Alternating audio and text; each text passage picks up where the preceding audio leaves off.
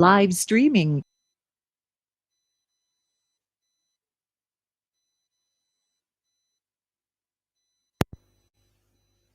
Go.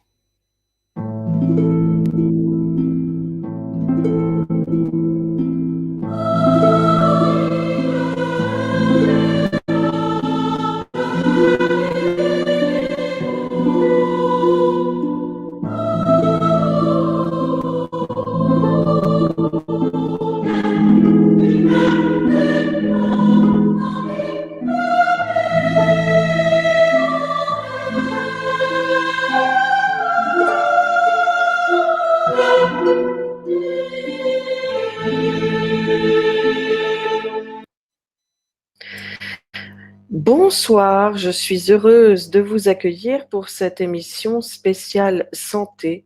Mais de quoi parle-t-on? Animée par Agnès, qui a déjà eu le plaisir de vous présenter 2 émissions, une consacrée à la micro-ostéo et l'autre à la méthode Vitose. Je vous informe que le chat est en fonction. Vous pouvez laisser vos témoignages éventuellement et vos questions. Je vous souhaite à tous une très bonne émission et je vous dis à tout à l'heure. Bonsoir Agnès. Bonsoir à tous, bonsoir Armelle. Alors je m'empresse d'ajouter que Isabelle est avec nous et qu'elle témoignera, puisque je crois qu'elle aura quelque chose vraiment d'intéressant à nous partager. Et Isabelle a fait elle-même une émission sur la chaîne d'Armelle qui était consacrée à la Lune. Et c'était fort intéressant. Voilà. Donc, alors nous, pour ce soir, il va être question de la santé, effectivement. Et oui, la santé, de quoi parle-t-on? C'est un peu la question que j'ai envie de vous poser, chers amis. C'est quoi la santé pour vous, hein? En un mot, c'est quoi la santé? Quand on parle de santé, qu'est-ce qui vous vient, hein?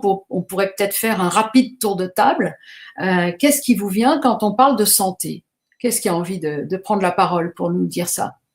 D'être bien, de ne pas avoir de rhume, de pas tomber malade, d'avoir suffisamment de vitamines, d'être solide. Voilà, la santé. Pour moi, c'est ça. Ok. Il y a d'autres personnes qui veulent nous dire aussi? Écouter son corps. Écouter son corps. Alors, la santé, c'est écouter son corps. La santé, donc je relève un petit peu ce que vous venez de dire. La santé, c'est pas de manquer de vitamines, etc. Donc là, c'est être en santé. Ouais, tout à fait. La santé, c'est pas être malade. C'est ce que j'entends d'Armelle aussi. Est-ce qu'il y a d'autres personnes qui ont envie d'ajouter quelque chose? Que c'est que la santé pour vous? On a déjà des éléments. Hein. Alors, mince, j'avais pas allumé le micro. Il n'y a pas de souci. Alors, oui. Bonsoir, c'est Isabelle avec vous. Merci Agnès, merci Armelle, Eric, Manu, je crois qu'il y a Sophie aussi qui est arrivée, qui est là. Donc, moi, j'ai envie de rajouter, oui, forcément, donc la santé, c'est une absence, au-delà de la maladie ou d'infirmité, etc., puisque c'est vrai que la santé, tout de suite, on pense à ça, mais c'est avant tout un état complet de bien-être physique, mental et social aussi, j'ai envie de dire. Ouais. Très, disons, approche très complète, hein, entre vous trois, je crois qu'on a eu 3 intervenants. C'est très, très complet. Déjà, ce que vous dites, est-ce qu'il y a des personnes qui ont envie d'en ajouter un petit peu pendant que je partage mon écran?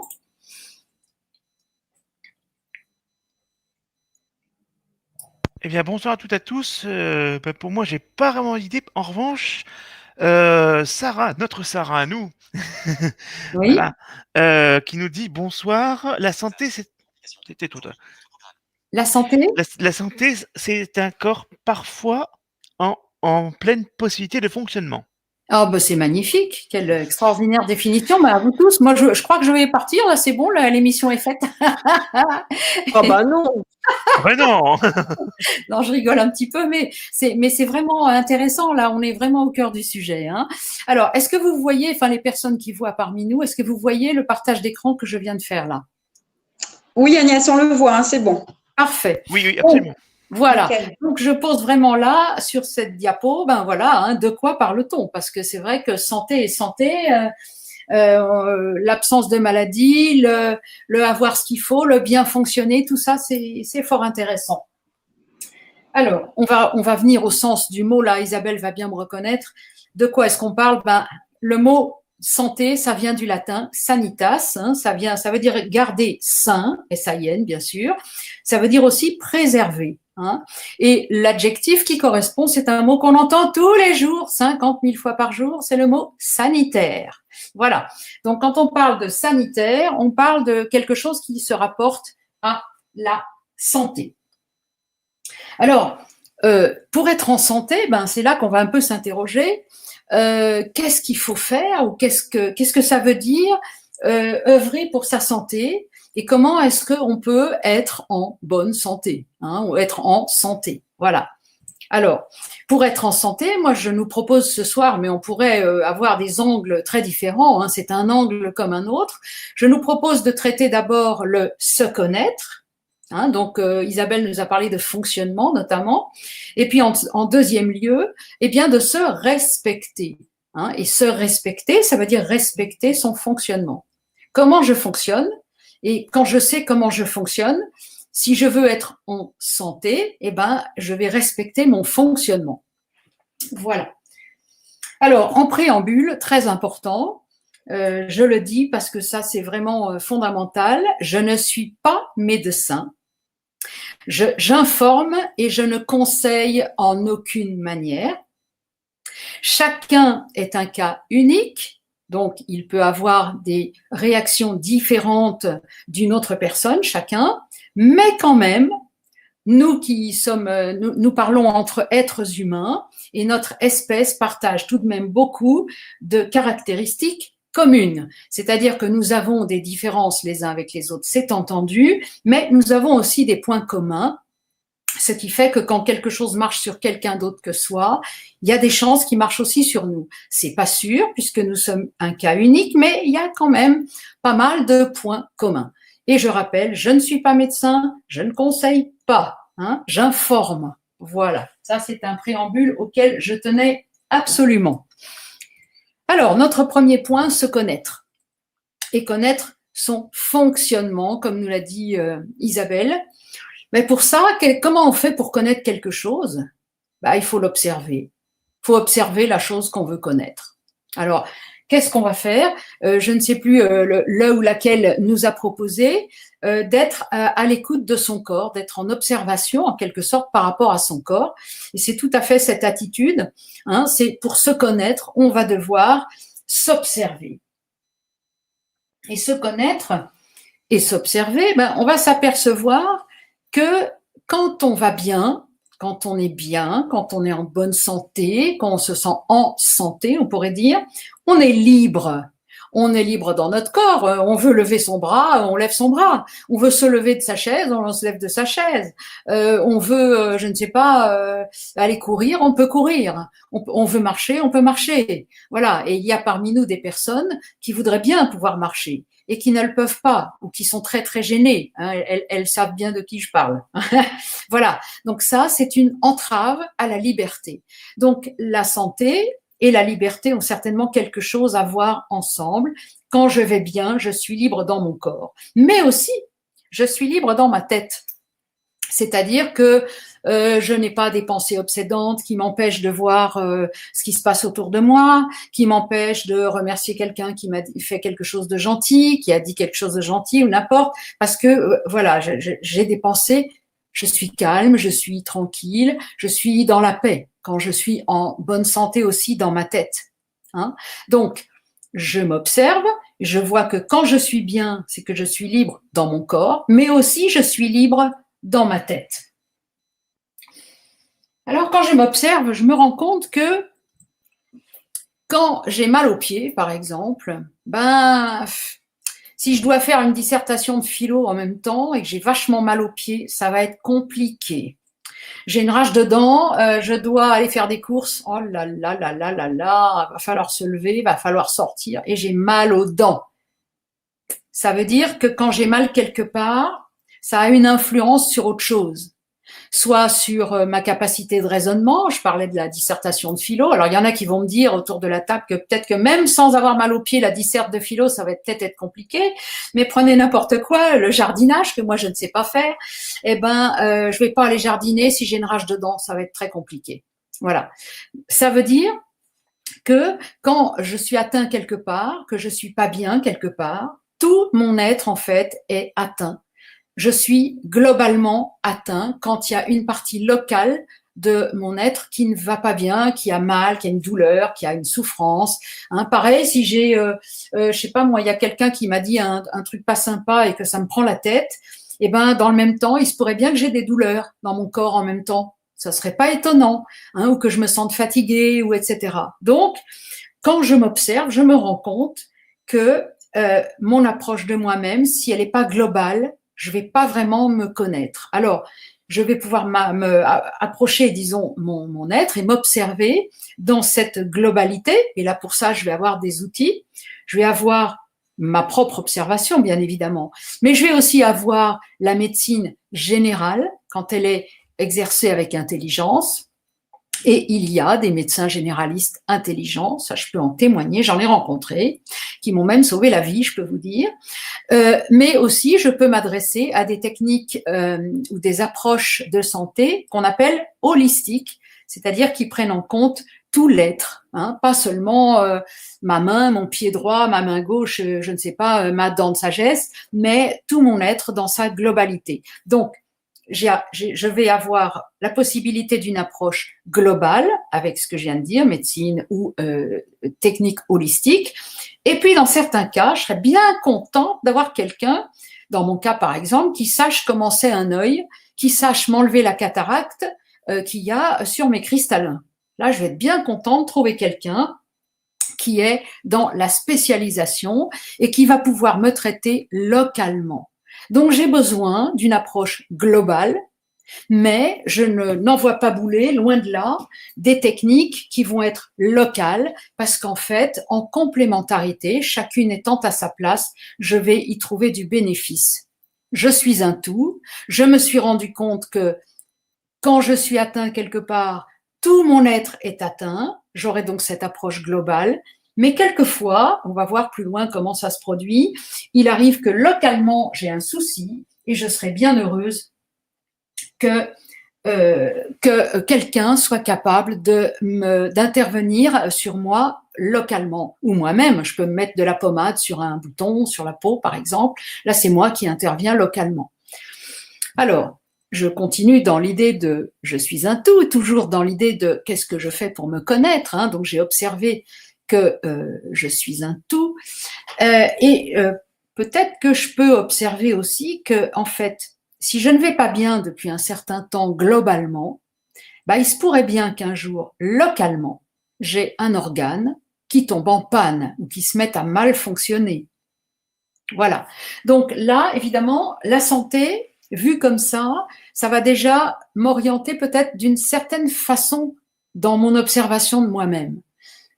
Je me dis que si, par exemple, mon pancréas, il sécrète pas de l'insuline comme il faut, il en fait trop ou pas assez, peut-être qu'il y a eu un problème global que j'ai pas traité.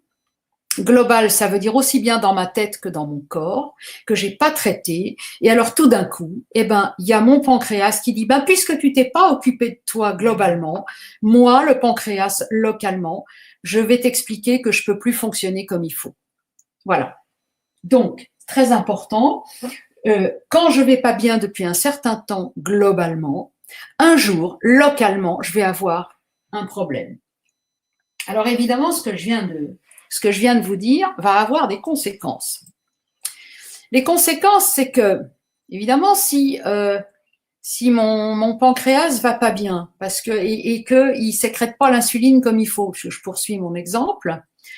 Donc, j'ai bien compris qu'il y a quelque chose qui n'a pas été bien globalement dans mon être depuis un bon bout de temps et que je m'en suis pas occupée. Ça fait peut-être 20 ans que ça va pas bien. Je m'en suis pas occupée et j'ai déclenché ce que d'habitude on appelle une maladie qu'on appelle en l'occurrence le diabète. Voilà. Parce que mon pancréas me dit merde, il veut pas, il veut plus, il est tout déréglé, il sait plus ce qu'il doit faire, il sait plus où il habite, comme on dit, hein, et je déclenche ce que d'habitude on appelle une maladie. Je suis réputée malade. Ouais, mais en fait, si je réfléchis, je suis malade.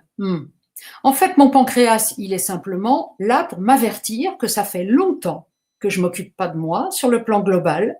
Alors lui, du coup, il subit des dérèglements tels qu'il se met à dysfonctionner. Donc en fait, c'est pas mon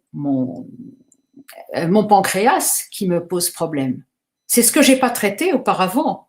C'est globalement ma santé. Avant, j'ai laissé pourrir des trucs pour que, au bout de quelques années, mon pancréas se mette en rideau. Donc, j'ai pas attrapé une maladie. Simplement, je vois maintenant le symptôme de ma santé globale qui se détériore depuis longtemps. Alors, j'ai pas vu, on peut dire aussi, la maladie, c'est pas la maladie, c'est que en fait, je comprends que mon pancréas ou n'importe quoi d'autre, c'est le symptôme de mon dysfonctionnement. Hein. Et là, je vais reprendre le terme, je crois qu'Isabelle avait employé tout à l'heure.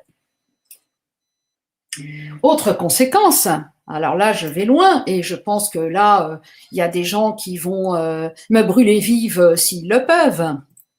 C'est que l'autre conséquence, c'est ce qu'a dit notre ami Claude Bernard, qui a vécu au 19e siècle, 1813-1878, qui était médecin français et qui a dit cette phrase très très connue, « Le microbe n'est rien, le terrain est tout ». Là, on pourrait dire que tout est dit. C'est-à-dire que si j'attrape quelque chose, j'attrape rien du tout. C'est que moi, mon terrain, je l'ai pas entretenu. Alors comme je l'ai pas entretenu, ou je l'ai pas nourri comme il faut, j'ai pas évacué comme il faut, on va voir ça un peu plus loin. Le microbe il est arrivé puis il s'est dit chouette, j'ai plein de déchets à bouffer, chouette, je vais m'installer là, tranquille, je suis cool quoi. Alors évidemment, si je dis que la maladie, c'est le symptôme d'un dysfonctionnement qui date de longtemps globalement, la conclusion que je vais en tirer, du moins la conséquence, un peu provocatrice, je l'avoue, je vais dire carrément que la maladie en tant que telle n'existe pas. Par contre, on peut dire qu'elle est l'absence de santé, ou elle est le symptôme de mon dysfonctionnement. Toujours dans les conséquences de ça.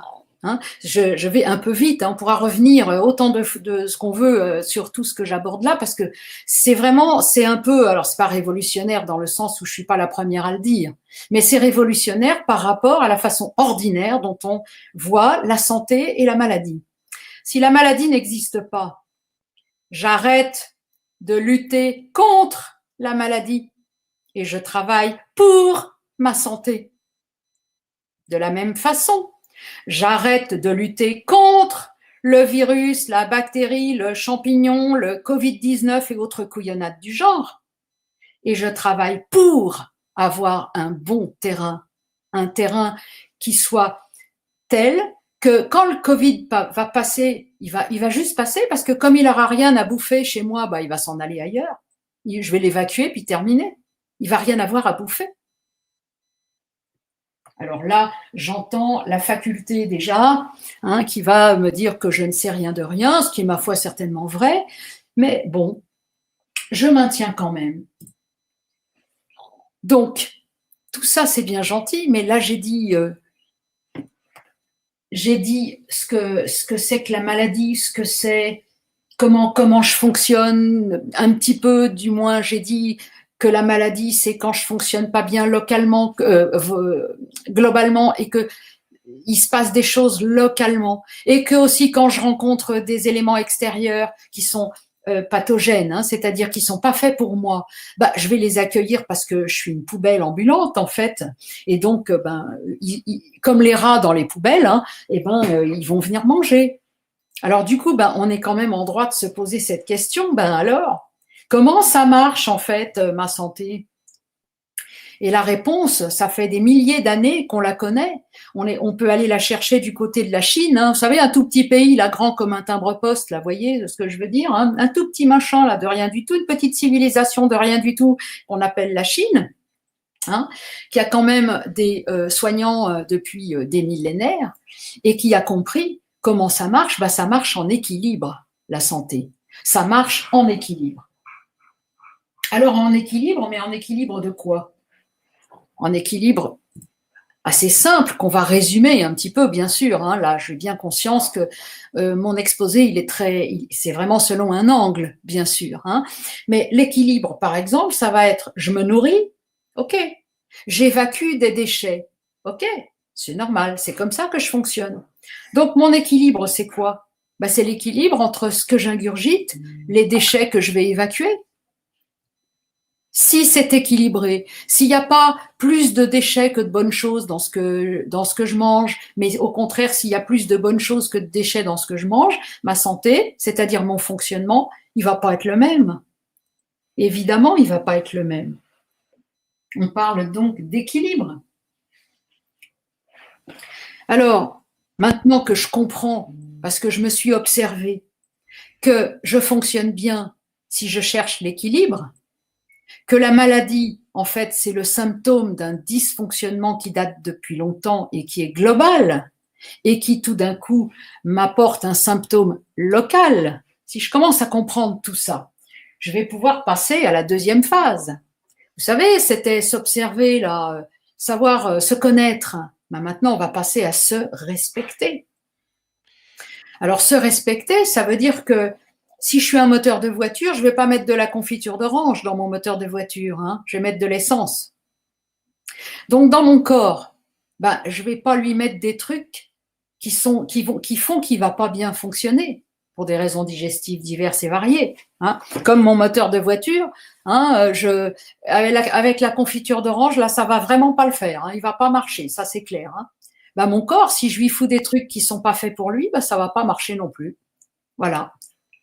Parce que mon corps, qu'est-ce que je vais faire? Je vais donc m'alimenter, je vais évacuer mes déchets, c'est mes principales activités, mon principal fonctionnement, ça va être ça. En fait, nous sommes des machines à transformer les aliments, à les utiliser comme énergie, à utiliser cette énergie et évacuer ce qui ne nous sert pas. Et ça, je vais le faire, comme on l'a dit au début, comme c'est global. Mon être, il est à prendre tout dans sa globalité. Je vais le faire dans mon corps, mais je vais aussi le faire dans mes pensées. Alors, j'ai des questions sur le chat. Est-ce que je les pose maintenant ou plus tard? Alors, voyons ce que c'est comme question. Ça dépend un petit peu.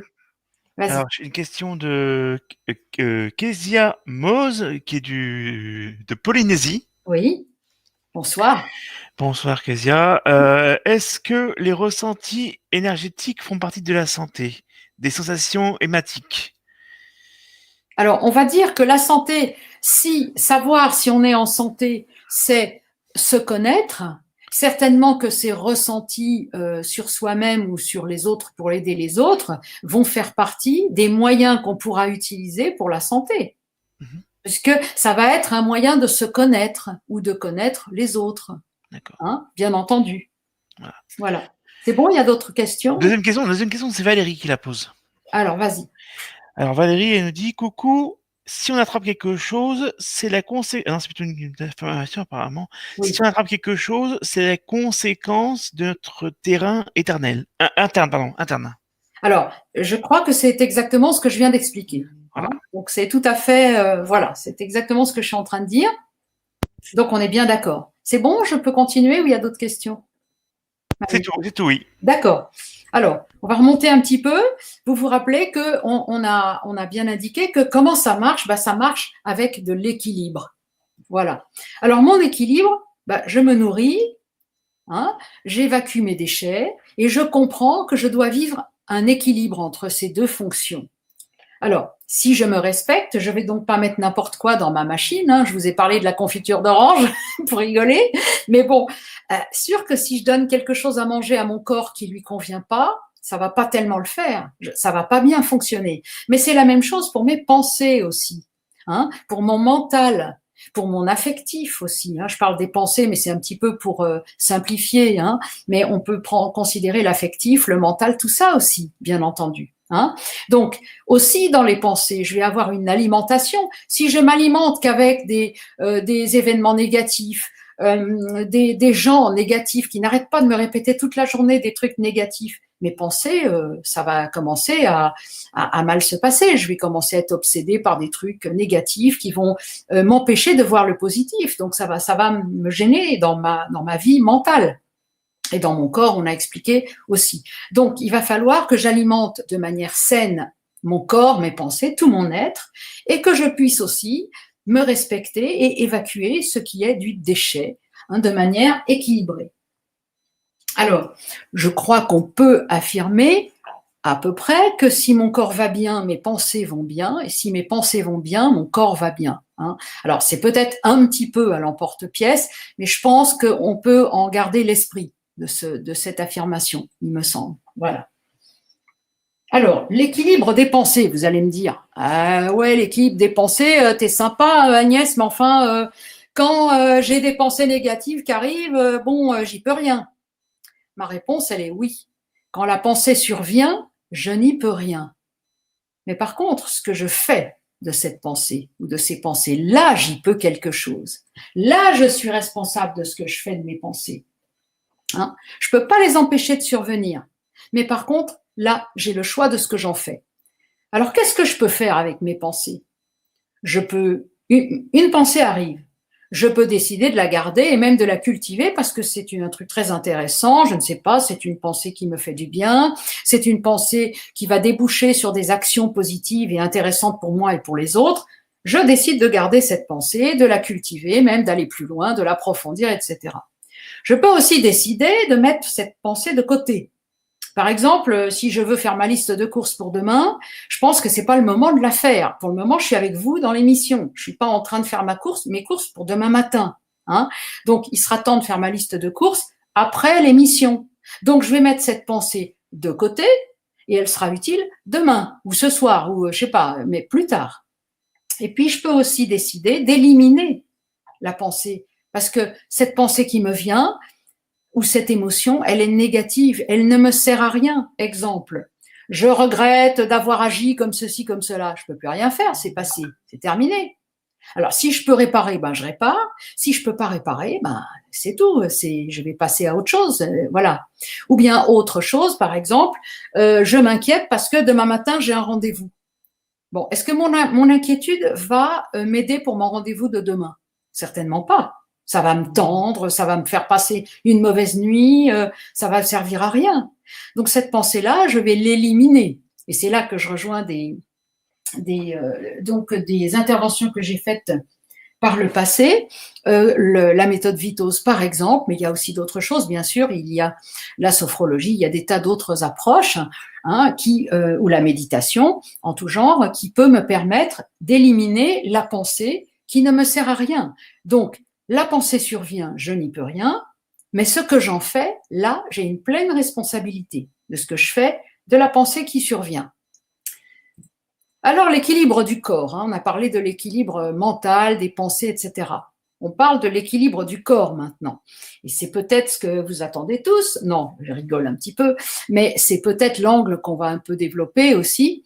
C'est, j'observe ce qui convient à mon corps et donc, qu'est-ce que je fais? Je vais orienter mon alimentation. Je vais orienter mon alimentation vers ce qui convient à mon corps.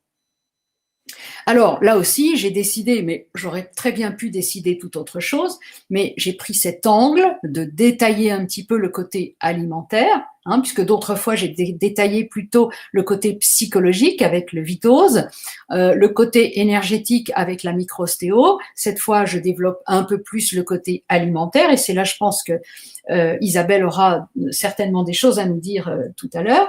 Donc, puisque je cherche l'équilibre de mon corps pour qu'il soit en santé, je décide donc d'orienter mon alimentation d'une certaine façon.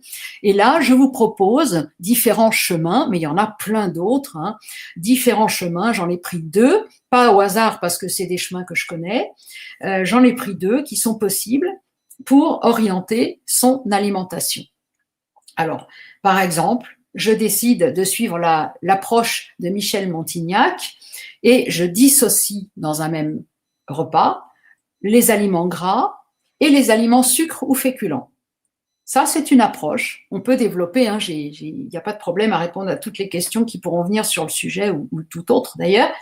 Et puis la deuxième approche aussi qu'on peut avoir sur le plan alimentaire, ces approches étant complémentaires l'une de l'autre, on peut décider de manger des aliments le moins transformés possible. Alors là, il y a deux chemins qui sont souvent complémentaires. Je peux aller vers le crudivorisme, hein, je vais manger du cru, ou je peux aller vers du paléo, hein, comme on l'appelle, c'est-à-dire on pense manger dans ces cas-là à peu près comme les êtres humains mangeaient il y a des milliers d'années. À peine on cuisait les aliments et on cueillait des fruits et on trouvait des légumes, enfin un petit peu à l'état sauvage. Voilà, et on mangeait comme ça. Donc, on a ces deux approches, crudivorisme, paléo. Alors, ce que je voudrais surtout qui soit vraiment au cœur du message de ce soir, si toutefois j'ai un message à donner, c'est que l'approche de la santé, en tout cas telle que je vous la présente ce soir, et celle à laquelle je crois vraiment, c'est une approche fonctionnelle, c'est-à-dire que si je fonctionne bien, je suis en santé. Quand je suis pas en santé, c'est que je fonctionne pas bien. Et toutes les maladies et autres machins que j'attrape, etc., ou dysfonctionnements divers, viennent du fait que globalement, j'ai laissé s'installer un dysfonctionnement qui, localement, va se révéler par un organe qui se met en vrac, ou parce qu'un virus va passer par là, ou une bactérie, et va faire, ou un champignon, et ils vont faire leur chou gras de la poubelle que j'ai laissé s'installer dans mon corps. Voilà. Donc c'est l'essentiel du message. Maintenant, je mets juste pour la diapo suivante, il s'agit de références que je vous propose d'aller voir. Donc, je vais juste les commenter, mais elles sont sous la vidéo hein, que vous avez sur YouTube. Alors, donc, j'ai évoqué Michel Montignac et son approche de l'alimentation, Maigrir en faisant des repas d'affaires. C'est le livre qu'il a écrit dans les années 80, qui a été réédité dans la collection J'ai lu, Poche, en 2003. Ce livre, il m'a beaucoup apporté à une époque où je travaillais en province et j'habitais à Paris, enfin en région parisienne, et donc je mangeais tout le temps hors de chez moi. Et je grossissais parce que je mangeais n'importe ce qu'il y avait comme ça dans les brasseries, tout ça. Donc j'ai lu ce bouquin en me disant, mais nom d'un chien, s'il a moyen, lui, de perdre du poids ou d'avoir un poids raisonnable en faisant des repas d'affaires, il doit y avoir quelque chose d'intéressant. J'ai lu ça et j'ai trouvé, en effet, cette façon d'aborder les choses en dissociant sucre et gras au même repas. Je continue dans mes références. Deuxième référence, le site de Thierry Casasnovas, que je trouve extrêmement intéressant, qui est très décrié, mais ça m'est bien égal, je ne vous le cache pas, qui s'appelle regenère.org. Hein, il y a tout ça sous la vidéo, ne vous inquiétez pas avec les liens et tout ça. J'ai énormément appris sur le crudivorisme, sur le paléo, sur la conception de la maladie. Qu'est-ce que c'est que la maladie? Est-ce que ça existe ou est-ce que ça n'existe pas, etc. Ce site est une véritable mine d'or. Il y a énormément de vidéos, donc c'est très facile d'y voir et d'apprendre beaucoup de choses. Alors, troisième référence, plus récemment, j'ai vu un documentaire qui s'appelle Mal traité, mal en un mot, M-A-L, et puis traité au pluriel. C'est un certain Alexandre Chavouet qui a fait cette vidéo avec des médecins, etc., qui interviennent, hein, c'est diffusé par la Fondation Hippocrate à Lausanne, en Suisse, donc, et ça date de 2020.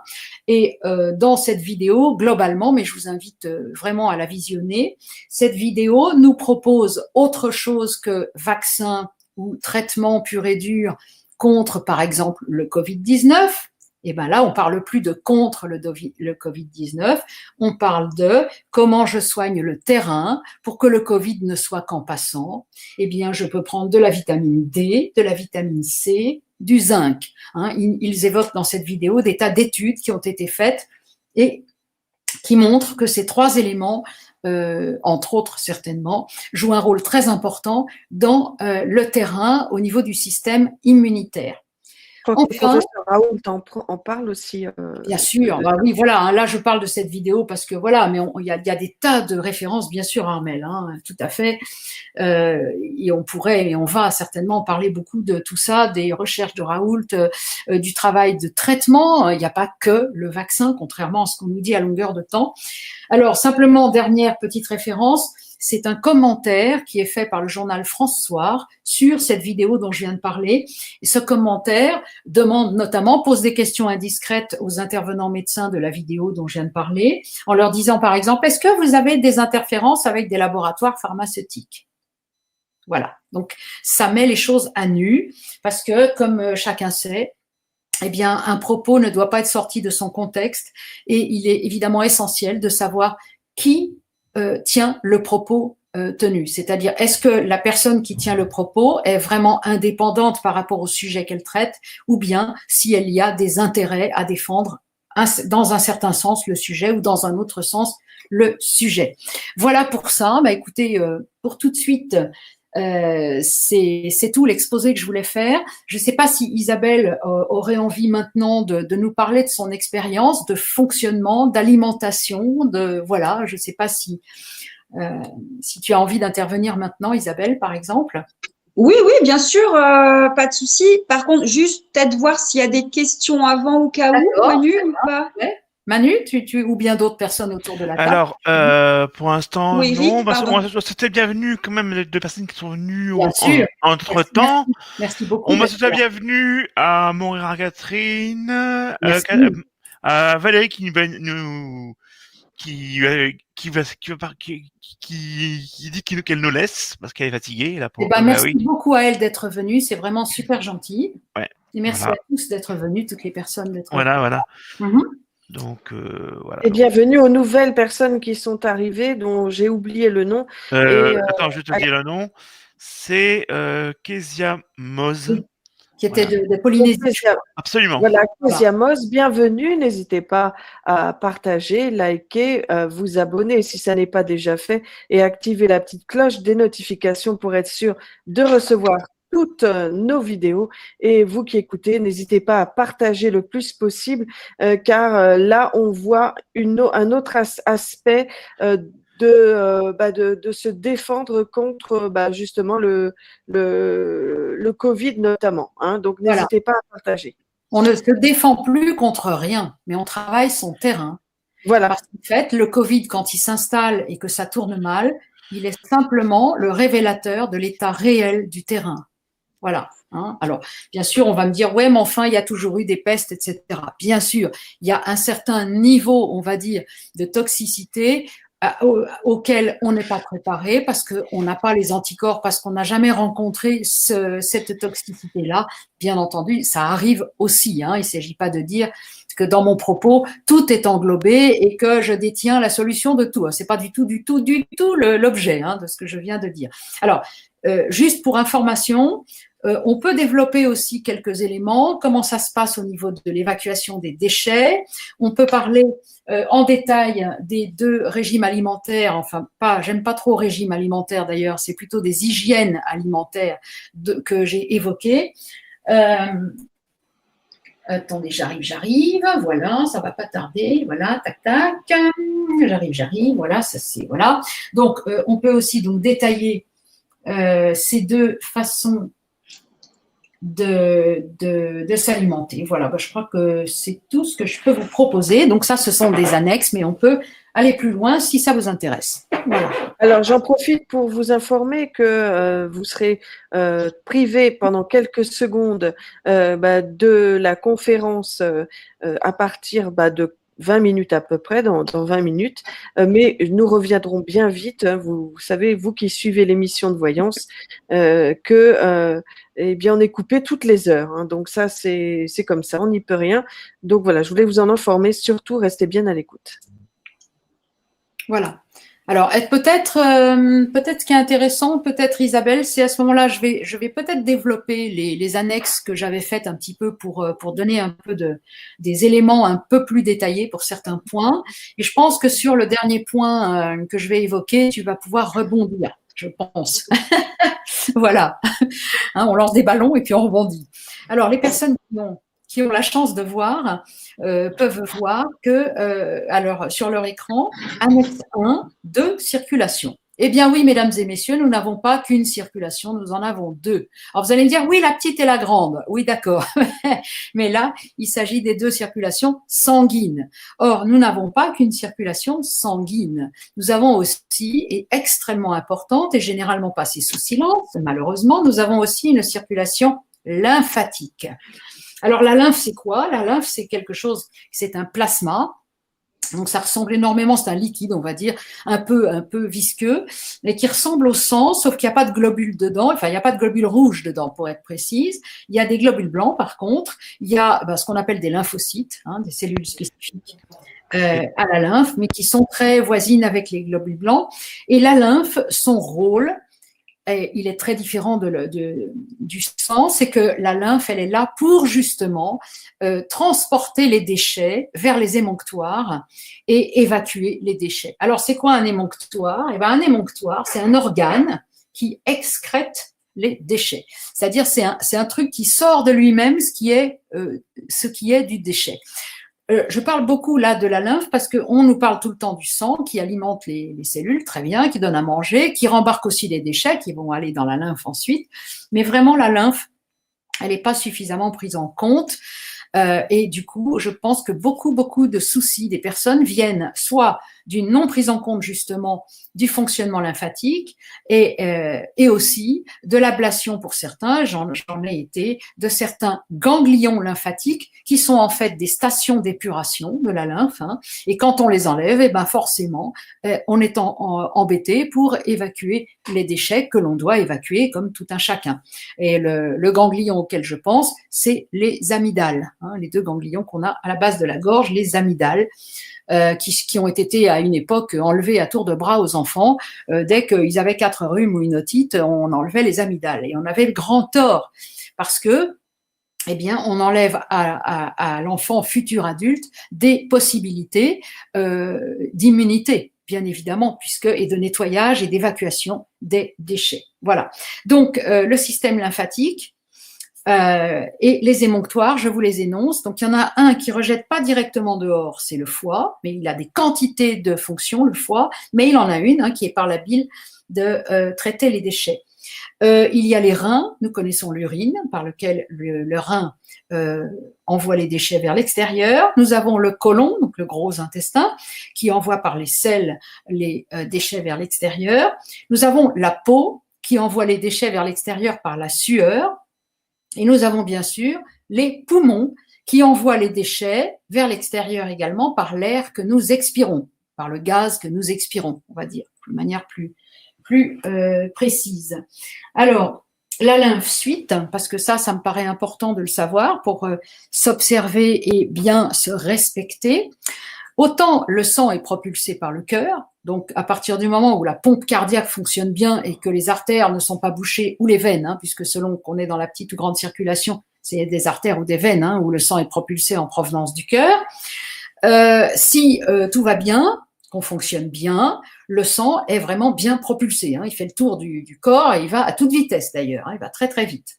Mais la lymphe, c'est pas du tout la même chose. La lymphe, c'est un produit, comme je vous le disais, qui est un peu visqueux et qui n'est pas propulsé de la même manière. Elle est propulsée uniquement par les mouvements musculaires et osseux, squelettiques.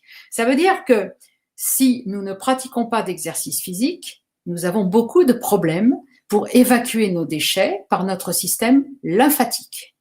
Donc ça, je pense que ça peut apporter des informations du pourquoi, du comment. Évidemment, si on ne bouge pas, c'est compliqué d'évacuer des œdèmes, des choses comme ça, qui sont simplement un encombrement du système lymphatique. Alors, je ne dis pas dans tous les cas, mais dans beaucoup de cas. Je passe à l'annexe 2. Donc là, je vous présente les deux approches alimentaires qui sont possibles. Il y en a d'autres, mais en tout cas, c'est deux que je connais vraiment bien pour les avoir pratiquées moi-même et pour même les pratiquer à l'heure actuelle. Donc, l'approche de Michel Montignac, qui était un pharmacien et chimiste, donc il s'est interrogé sur la digestion, comment ça se passe. Et on sait depuis fort longtemps que quand on digère du sucre, eh bien, certaines substances sont produites, notamment par le pancréas, et quand on digère du gras, eh bien, ce sont d'autres substances qui sont produites pour la digestion du gras. Voilà. De même, le stockage, le gras, on peut le stocker, ou bien on peut au contraire l'utiliser, le brûler. Dans ce cas-là, il se transformera en sucre pour être utilisé. Voilà. Alors, le principe de Michel Montignac, je vais expliquer ensuite le détail, mais c'est de ne pas mélanger au même repas le sucre ou féculent, puisque tout amidon se transforme dans la bouche au contact de la salive, se transforme en sucre, en glucose, voilà, en maltose, je ne me rappelle plus, mais enfin, c'est de toute façon du sucre. Donc, sucre ou féculent, c'est la même chose, un repas, donc ne pas mélanger sucre féculent d'une part et gras d'autre part. Alors, on entend par sucre ou féculent, évidemment, des fruits, des desserts sucrés en tout genre, des pommes de terre, c'est un féculent, des pâtes, du riz. Alors, on peut traiter aussi les légumineuses, c'est-à-dire les pois chiches, les flageolets, les lentilles. On peut les mettre dans sucre féculent, mais elles ont un élément dont je vais parler après qui fait qu'elles sont classables un petit peu en marge. Et puis de l'autre côté, les gras, les viandes, les poissons, beurre, fromage, tous les produits laitiers bien entendu, les huiles en tout genre, les produits gras, voilà. Donc l'idée de Montignac, c'est de ne pas mélanger lors d'une même digestion les produits sucres féculents d'une part et gras d'autre part. Alors pourquoi? Parce que le gars, il s'est rendu compte que alors certainement qu'on le savait, mais il a érigé ça en système qui est fort intéressant, il l'a théorisé, on va dire. Quand on mange donc des produits sucrés, le pancréas sécrète de l'insuline, dont j'ai parlé tout à l'heure, et l'insuline, eh bien, sa fonction, quand elle voit du gras, l'insuline, elle le stocke. Elle stocke le gras, l'insuline, au lieu de lui permettre d'être utilisé, transformé en sucre et utilisé. Or, quand donc si on mange du sucre, l'insuline, hop, elle est sécrétée par le pancréas. Si on mange du gras en même temps, on va avoir la présence d'insuline pendant qu'il y a du gras à digérer. Que va devenir le gras? Il va partir dans ce qu'on appelle les tissus adipeux. Et puis quand les tissus adipeux sont complètement saturés, ça va finir par faire des kystes, ça va faire tout un tas de choses. Ça va dysfonctionner de partout, bien entendu, parce qu'il y aura trop de gras. On n'aura pas l'équilibre, il y aura un excès de gras. Voilà. Alors, donc, l'équilibre sera, on mélange pas au même repas le sucre et le gras. On va se rendre compte en même temps, ça c'est une sensation, je l'ai pas noté dans la diapo là que je vous présente, mais c'est une sensation très surprenante quand on fait ça au début, quand on suit cette hygiène alimentaire au début, c'est qu'on n'a plus faim à la fin du repas et pourtant on n'a pas la gonflette, ce que j'appelle. L'estomac il n'est pas tout gonflé, pas du tout, il reste tout souple, tout machin, et pourtant on n'a plus faim.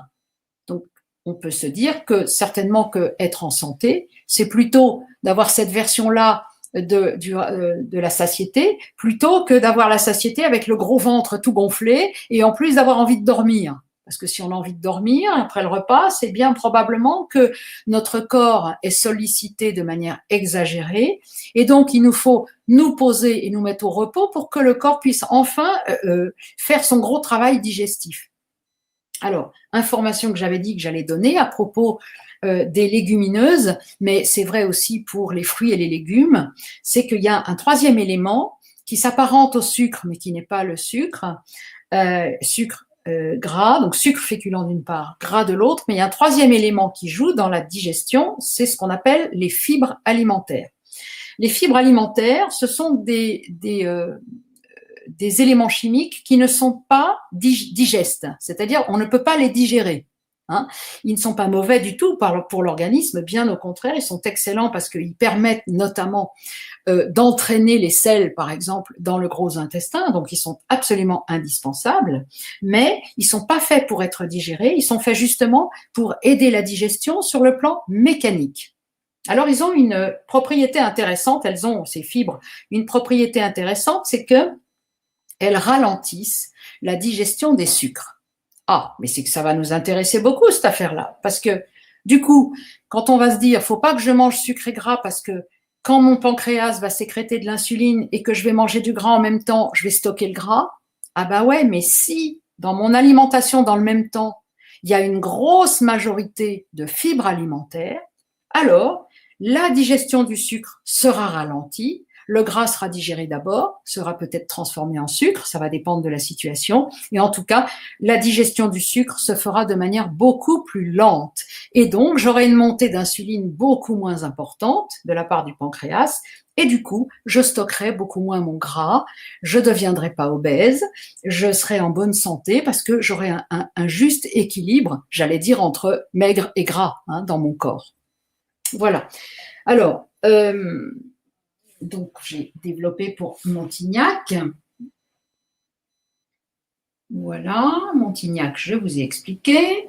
Alors maintenant, j'ai évoqué aussi une autre approche alimentaire qu'on appelle le crudivorisme. Alors, le crudivorisme, c'est manger le plus possible cru. Alors, il y a des jusqu'au-boutistes qui ne mangent que du cru. Je n'en suis pas, mais je fais partie de ceux qui mangent le plus possible cru. Alors, pourquoi ? Pourquoi manger cru ? Il y a deux raisons. La première raison, c'est que nous sommes constitués essentiellement de ce qui ne nous appartient pas. Je m'explique. L'immense majorité des cellules qui nous habitent sont des cellules de bactéries, sont des champignons, sont des virus, sont toutes sortes d'éléments qui ne sont pas nos propres cellules. Et nous sommes majoritairement constitués de ça. Il faut bien le savoir. Mais la majorité, elle est énorme. C'est genre 3/4 de ces éléments-là et 1/4 de nos cellules propres. C'est un truc énorme. Ça veut dire que nous ne pouvons pas vivre si nous ne nous alimentons pas en bactéries, en champignons, en virus, mais en virus bénéfiques, les choses qu'on appelle saprophytes. Pour les bactéries, on les appelle saprophytes. Peu importe. Bref, les choses qui nous sont bénéfiques, qui sont utiles pour notre fonctionnement. Donc, où est-ce qu'on va les trouver, ces choses ? On va les trouver dans une alimentation vivante. Vivante ? Ça tombe bien parce que quand je vais manger une salade, que je vais pas la cuire, qu'elle est à peine cueillie et que je la mange aussi vite que je peux, elle est encore toute vivante, ma salade. En fait, elle est toute fraîche, elle est encore toute vigoureuse. Voilà, donc je peux dire que je mange pratiquement du vivant, quoi. Voilà. Et puis, la deuxième chose pour laquelle le crudivorisme est intéressant aussi, c'est que je vais, plutôt la conséquence de ça, c'est que je vais cuire le moins possible. Pourquoi faire ? Eh bien, pour ne pas détériorer ou détruire carrément toutes les vitamines, les minéraux que je vais trouver dans mon alimentation. Alors, faut savoir que j'ai besoin pour vivre de minéraux, de vitamines. J'ai besoin de, comme je vous l'ai dit, de bactéries, de champignons, etc. Et même pour digérer les aliments, en fait, c'est mes bactéries, mes champignons et tout qui assurent la digestion. De la même façon que le compost, il se fait dehors avec des tas de petits vers et tout ça qui viennent bouffer je sais pas quoi, le compost qu'on a mis et qui le transforme en terre au bout d'un certain temps. De la même façon, pour transformer mon alimentation en sel et en urine ou mon air que je vais expirer ou en sueur pour ma peau, etc., eh bien, je vais avoir besoin de toutes ces bactéries et de tous ces champignons. Alors, évidemment, ces bactéries et ces champignons, en fait, ils se font un peu la guerre en permanence. C'est un genre d'écosystème, c'est même tout à fait un écosystème. C'est-à-dire que si j'ai trop de champignons et prennent le dessus sur les bactéries, je suis pas en bon état de santé, je vais pas bien fonctionner. Et si l'inverse est vrai, je vais pas bien fonctionner non plus. Si j'ai trop de bactéries, pas assez de champignons, ça va pas le faire non plus. Donc, ce sont deux éléments qui se disent tiens, face à face, mais bon, ils cohabitent ensemble parce qu'il y a un équilibre, là encore, équilibre, qui va se faire entre les deux. Donc, si je mange du vivant, donc aussi le moins cuit possible, je vais avoir tous ces éléments vivants, les bactéries, les champignons, les moisissures, tout ça est extrêmement utile. Et en même temps, j'aurai les nutriments, les micronutriments, c'est-à-dire les vitamines et les minéraux. Voilà pour le crudivorisme. On va passer... Alors, oui. j'aurais une question à ce sujet. Enfin, moi, c'est pas vraiment du cru. Mais moi, j'ai l'habitude de prendre, par exemple, alors moi, je rends pas cru, attention. Oui. Les viandes rouges bleues. Bleu, oui. Qu'est-ce que tu en penses là-dessus? Alors, moi, je dirais que là, ça ressemble un peu au paléo, c'est-à-dire que, mais on va y venir d'ailleurs, c'est D'accord. qu'en fait, bah oui, ce qui est bien dans ce que tu fais avec la viande bleue, c'est qu'il y a une grande partie de la viande qui est crue, donc tu vas bénéficier d'énormément d'organismes vivants, que si tu cuisais ton steak à fond et qu'il était complètement, bien cuit ou carrément semelle, eh bien, tous ces éléments-là sont détruits. Donc, par rapport à toi, que tu te sens bien apparemment en mangeant ta viande comme ça, Ouais. oui, tu bénéficies d'énormément de choses, enfin d'éléments vivants qui sont dans la viande, dans la partie crue que tu vas manger. Ok. C'est bon? Je peux continuer? Oui, c'est bon, vas-y. D'accord. Alors, je passe à l'annexe 4, le paléo, l'alimentation paléo. Alors, paléo, parce que paléolithique, bon, voilà, alors, parce que c'est ce qu'on s'imagine que les êtres humains mangeaient à cette époque paléolithique, bon, ou le début du paléo, voilà. Alors, le principe, c'est de manger le moins transformé possible. On part d'une fiction probablement, mais en partie vraie, qui est que évidemment, quand les êtres humains vivaient de cueillette dans la forêt tropicale, c'est clair qu'ils cuisaient rien du tout. Ils mangeaient cru et ils mangeaient pas transformé. Ils prenaient le fruit, ils mangeaient comme ça. Ou ils prenaient le bout de racine qu'il y avait par terre et ils mangeaient comme ça. Ils cuisaient pas le truc. Surtout en pays tropicaux, je pense pas qu'ils cuisaient des masses il y a des milliers d'années. Mais bon. Donc l'idée, c'est aussi de manger le moins transformé possible, le moins mélangé également possible. C'est-à-dire que ce qui va être intéressant dans cette approche-là, c'est des approches complémentaires, tout ça. Dans cette approche-là, ce qui va être intéressant, c'est que le corps va avoir assez peu d'efforts à faire pour assimiler l'aliment qu'on va lui donner. Par exemple, si je décide à midi de manger uniquement du raisin, le corps, il a à sécréter les produits, les sucs alimentaires, les sucs, digestifs, uniquement adaptés à la digestion du raisin. Si par contre, je vais prendre du raisin et une pomme, alors je reste dans la sphère du fruit, donc c'est intéressant, c'est déjà pas trop éloigné l'un de l'autre, mais c'est déjà un petit peu plus complexe, donc je vais avoir un effort digestif plus important à faire, je vais devoir sécréter des produits un peu différents, dans des proportions différentes et dans un temps différent. Peut-être, probablement que mon raisin risque d'être digéré avant ma pomme, peut-être, je ne suis pas sûre là de ce que je dis, mais il se peut qu'il y en ait un qui soit digéré avant l'autre, donc j'aurai pas forcément les mêmes sucs au même moment, donc ça va complexifier un petit peu mon processus digestif. À chaque fois que je complexifie mon processus digestif, je peux, c'est pas sûr bien sûr, dans le cas du raisin et des pommes, il n'y aura pas de souci, mais je peux ressentir cette fameuse sieste, ce fameux besoin de sieste après le repas, bien connu des gros mangeurs, voilà. Alors, donc, le moins transformé et mélangé possible, donc vous le comprenez, le moins transformé, ça va très loin. Ça veut dire que tous les plats cuisinés du commerce, c'est non. Ça veut dire que la charcuterie, le moins possible.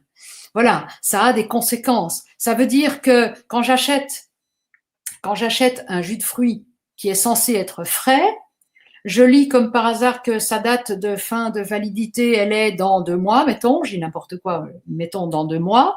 Vous imaginez bien que si le produit est vraiment authentique, il durerait pas 2 mois, parce que toutes les bactéries qui sont vivantes dedans, etc., vont se transformer et le produit sera, de notre point de vue à nous, alimentaire, il sera abîmé dans 4 jours. Donc, s'il se garde, c'est pourquoi? C'est parce qu'on y a tué toutes les bactéries et autres champignons qui étaient dedans et qui nous auraient bien intéressés du point de vue nutritionnel. Donc, il faut bien comprendre que, par exemple, le lait UHT, c'est juste catastrophique. Il y a absolument plus rien à bouffer dedans. Plus rien. C'est dégueulasse, en plus, ça n'a pas de goût. Voilà, c'est juste un liquide blanc, c'est à peu près tout. Voilà. On va faire le lait entier, mais on n'en trouve plus maintenant dans le commerce, du lait frais. Oui, il y a beaucoup de soucis, mais bon, on va en parler du lait d'ailleurs. Je pense que aussi Isabelle va nous en parler. Donc, manger le moins transformé et mélanger le moins mélangé possible. Voilà, donc le plus authentique et aisé à assimiler. Et puis également, le paléo, des aliments correspondant à notre fonctionnement digestif. Alors, c'est là qu'on arrive aux produits laitiers, n'est-ce pas? c'est que nous savons, ça c'est de la science, hein, c'est pas moi qui l'invente, que quand nous digérons, nous fabriquons des enzymes. Un enzyme, hein, c'est un produit qui vient dissoudre la molécule, qui vient casser, on va dire, la molécule alimentaire. Hein, c'est quelque chose qui permet de digérer et de transformer la molécule alimentaire, le produit alimentaire. Or, nous savons qu'à partir de l'âge de 4 ou 5 ans, nous ne disposons plus, à quelques très rares exceptions près, il y a des gens qui en disposent encore, mais c'est très rare, nous ne disposons plus des enzymes qui nous permettent de digérer le lait et tous les produits laitiers, animaux bien sûr. Hein.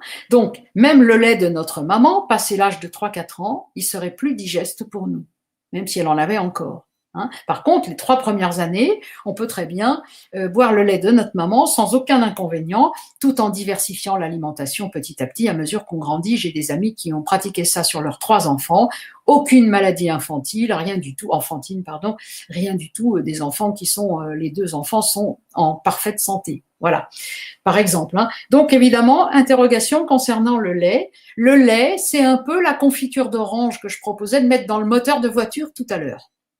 Alors, qu'est-ce qui se passe quand on bouffe quelque chose qui n'est pas fait? Et pourquoi on n'est pas fait?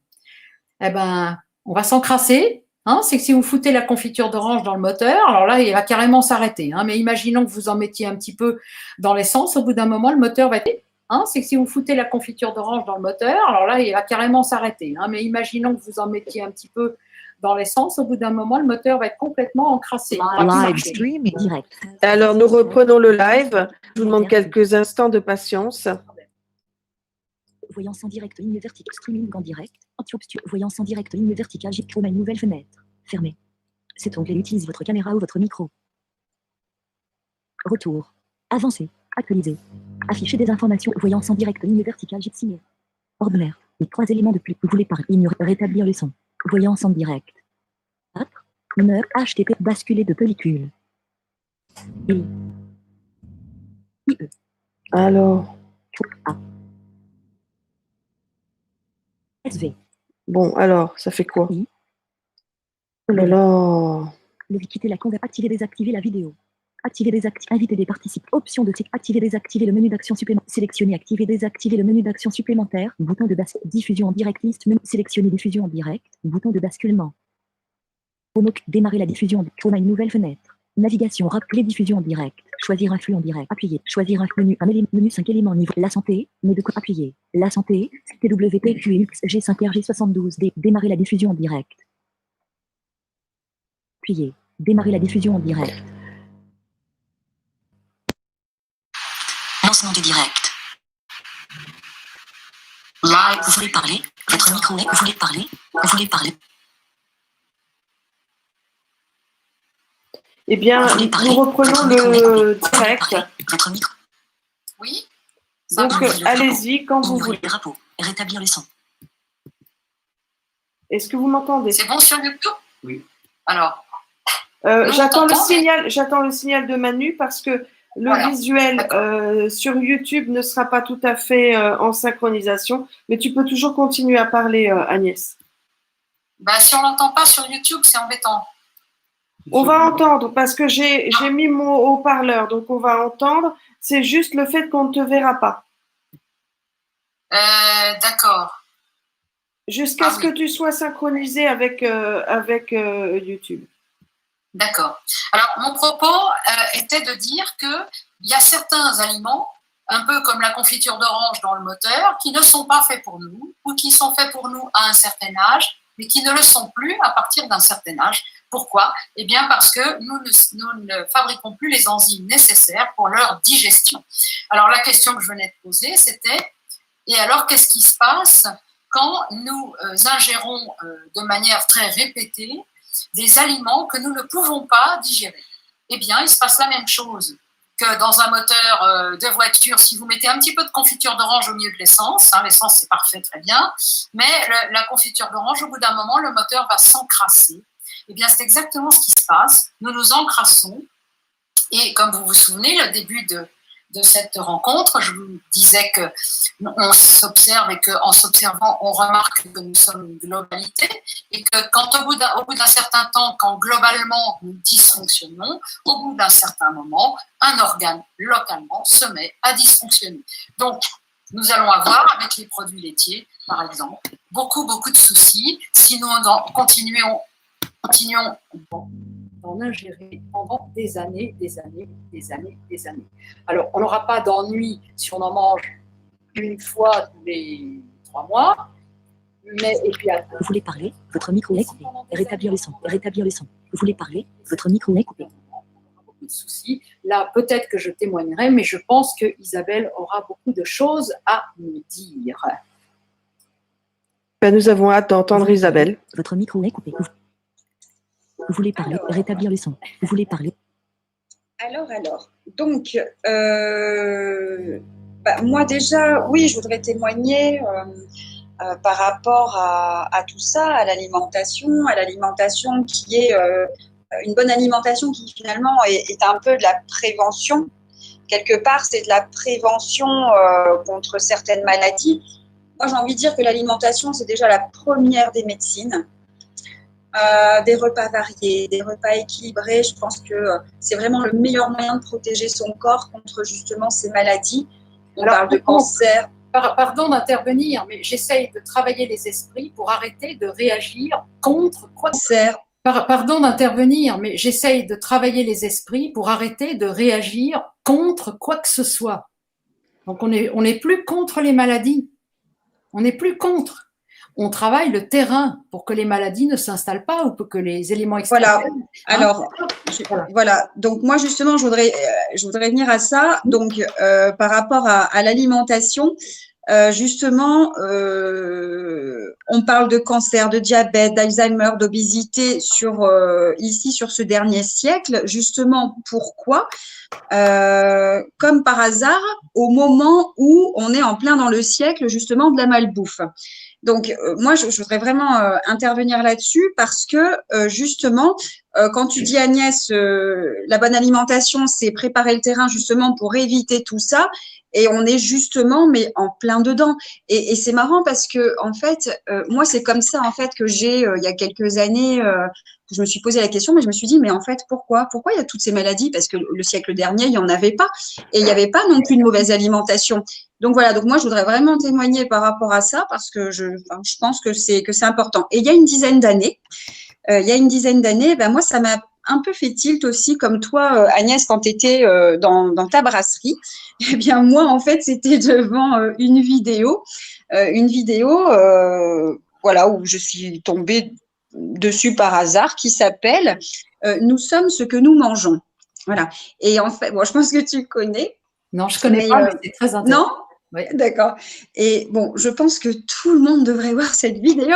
Si ça peut avoir un impact, c'est extraordinaire. Alors, bon, après, tout comme toi, hein, moi, je suis pas là dans cette émission pour essayer de dire aux gens ce qui est bon, ce qui est pas bon, ce qu'ils doivent faire. Mais sincèrement, c'est vrai que moi, il y a une dizaine d'années, quand je suis tombée sur cette vidéo, enfin, moi, ça m'a…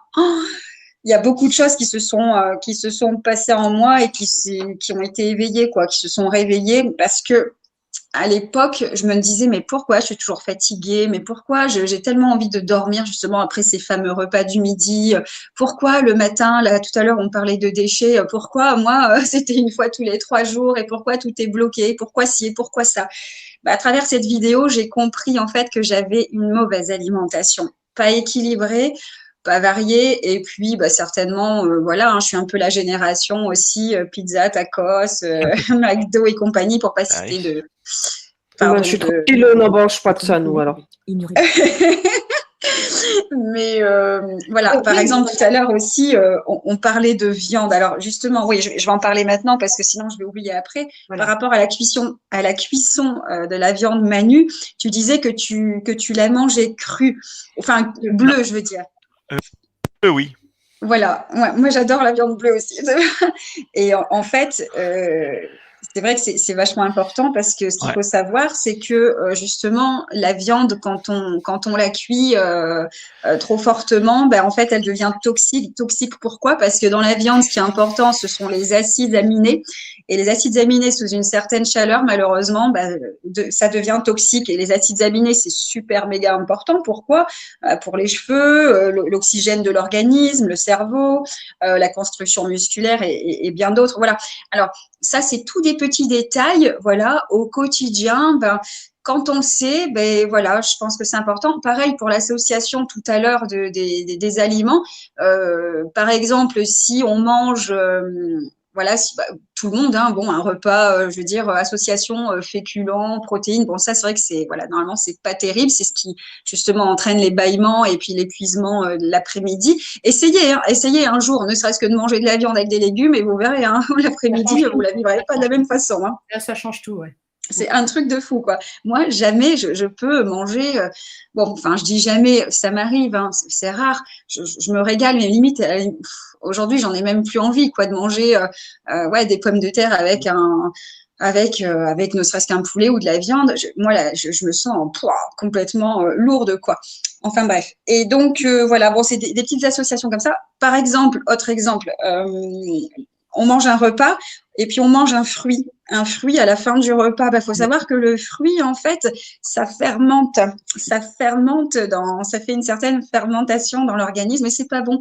Alors vous allez me dire, oh là là, mais attendez, après un repas, manger une pomme, c'est super sain. Bah oui, la pomme, elle est super saine, mais le problème, c'est que voilà, au niveau de la digestion, malheureusement, alors c'est pas très bon. Alors peut-être que certains. Le mélange, attention, soyons clairs, c'est le mélange alimentaire. Le mélange, hein, oui. C'est le fait de la manger alors qu'on a mangé autre chose. Hein. Un fruit, c'est manger seul. Hein, c'est ça la question. Quand il est mélangé avec d'autres aliments, c'est là qu'il y a un problème de fermentation. C'est là ouais. Il est mangé seul, il y a au contraire aucun problème. Voilà. Ah, seul, il n'y a aucun problème. D'ailleurs, on dit toujours, il vaut mieux manger et se blinder de fruits le matin parce que justement, l'organisme, il n'y a rien dedans. Hein, comme on disait, c'est un peu comme une voiture. Une voiture, quand on fait une vidange, eh ben, il est impeccable. La voiture est impeccable. Bon, l'organisme, c'est un petit peu pareil. La nuit, on va le laisser tranquille. On va bien le nettoyer et l'hydrater avec de l'eau. Et puis le matin, il sera prêt à recevoir plein de bonnes choses. Et les bonnes choses, c'est quoi? C'est justement les fruits, notamment les fruits. Donc, et là, en plus, l'organisme va capter mais pleinement toutes les vitamines, quoi. Et au niveau de la digestion, ce sera nickel. Voilà. Donc, tout ça pour dire que moi, ma petite expérience donc d'il y a 10 ans, c'est d'avoir changé ça nous intéresse, tu vois, du vécu. Voilà, l'alimentation. C'est vrai que j'ai plongé mais pleinement dans tout ce qui est smoothie, fruits, alors beaucoup de choses crues, hein, comme tu disais tout à l'heure, Agnès, et c'est vrai que c'est vachement important. Normalement, c'est vrai que manger au moins, au minimum 50% cru, c'est merveilleux pour l'organisme parce que là, on prend finalement la nature et la nature nous donne aussi ce dont le corps a. Ton expérience, précisément, qu'est-ce que tu avais comme problèmes qui ont disparu quand tu as changé d'alimentation ou bien quand tu as revenu en arrière, c'est revenu? Parle-nous de ton expérience personnelle, autant que tu le veux bien entendu. Mais je pense que c'est ça qui est vraiment intéressant. Voilà. Donc, de par mon expérience personnelle, justement, donc je me suis mis à manger à peu près, on va dire, au moins 50% de cru. Donc, ce qui m'a apporté, en fait, pour l'organisme, des sensations incroyables. Alors, au-delà des sensations, une bien meilleure santé aussi. Donc, en fait, je suis une personne qui faisait des angines blanches à répétition, qui était souvent fatiguée, qui avait besoin de dormir, qui a eu aussi des soucis de santé. Et donc, le jour où j'ai plongé, en fait, un peu dans ce domaine-là, donc de l'alimentation crue et variée, j'avais supprimé la viande aussi, hein. Je me suis retrouvée avec une forme olympique. Donc, à ne plus être malade, à aller faire mon petit tour au WC tous les matins. Alors, je précise, je sais que je vais dans les détails, mais c'est vachement important. Oui, alors je vais aller dans les détails, je suis désolée, hein, mais c'est comme ça que normalement ça doit se passer. Mais bon, il n'y avait aucune odeur. Voilà, parce que normalement, quand on mange bien, ça ne sent pas. Ça va tout seul et il n'y a pas d'odeur, absolument. Exactement. Tout à fait. Ce matin, c'était un bonheur pour moi parce que tous les jours, j'allais faire mon petit tour au WC, sans musique à l'aise, je précise. Oui, il y a la musique chez moi, oui. Au WC, il y a la musique chez moi.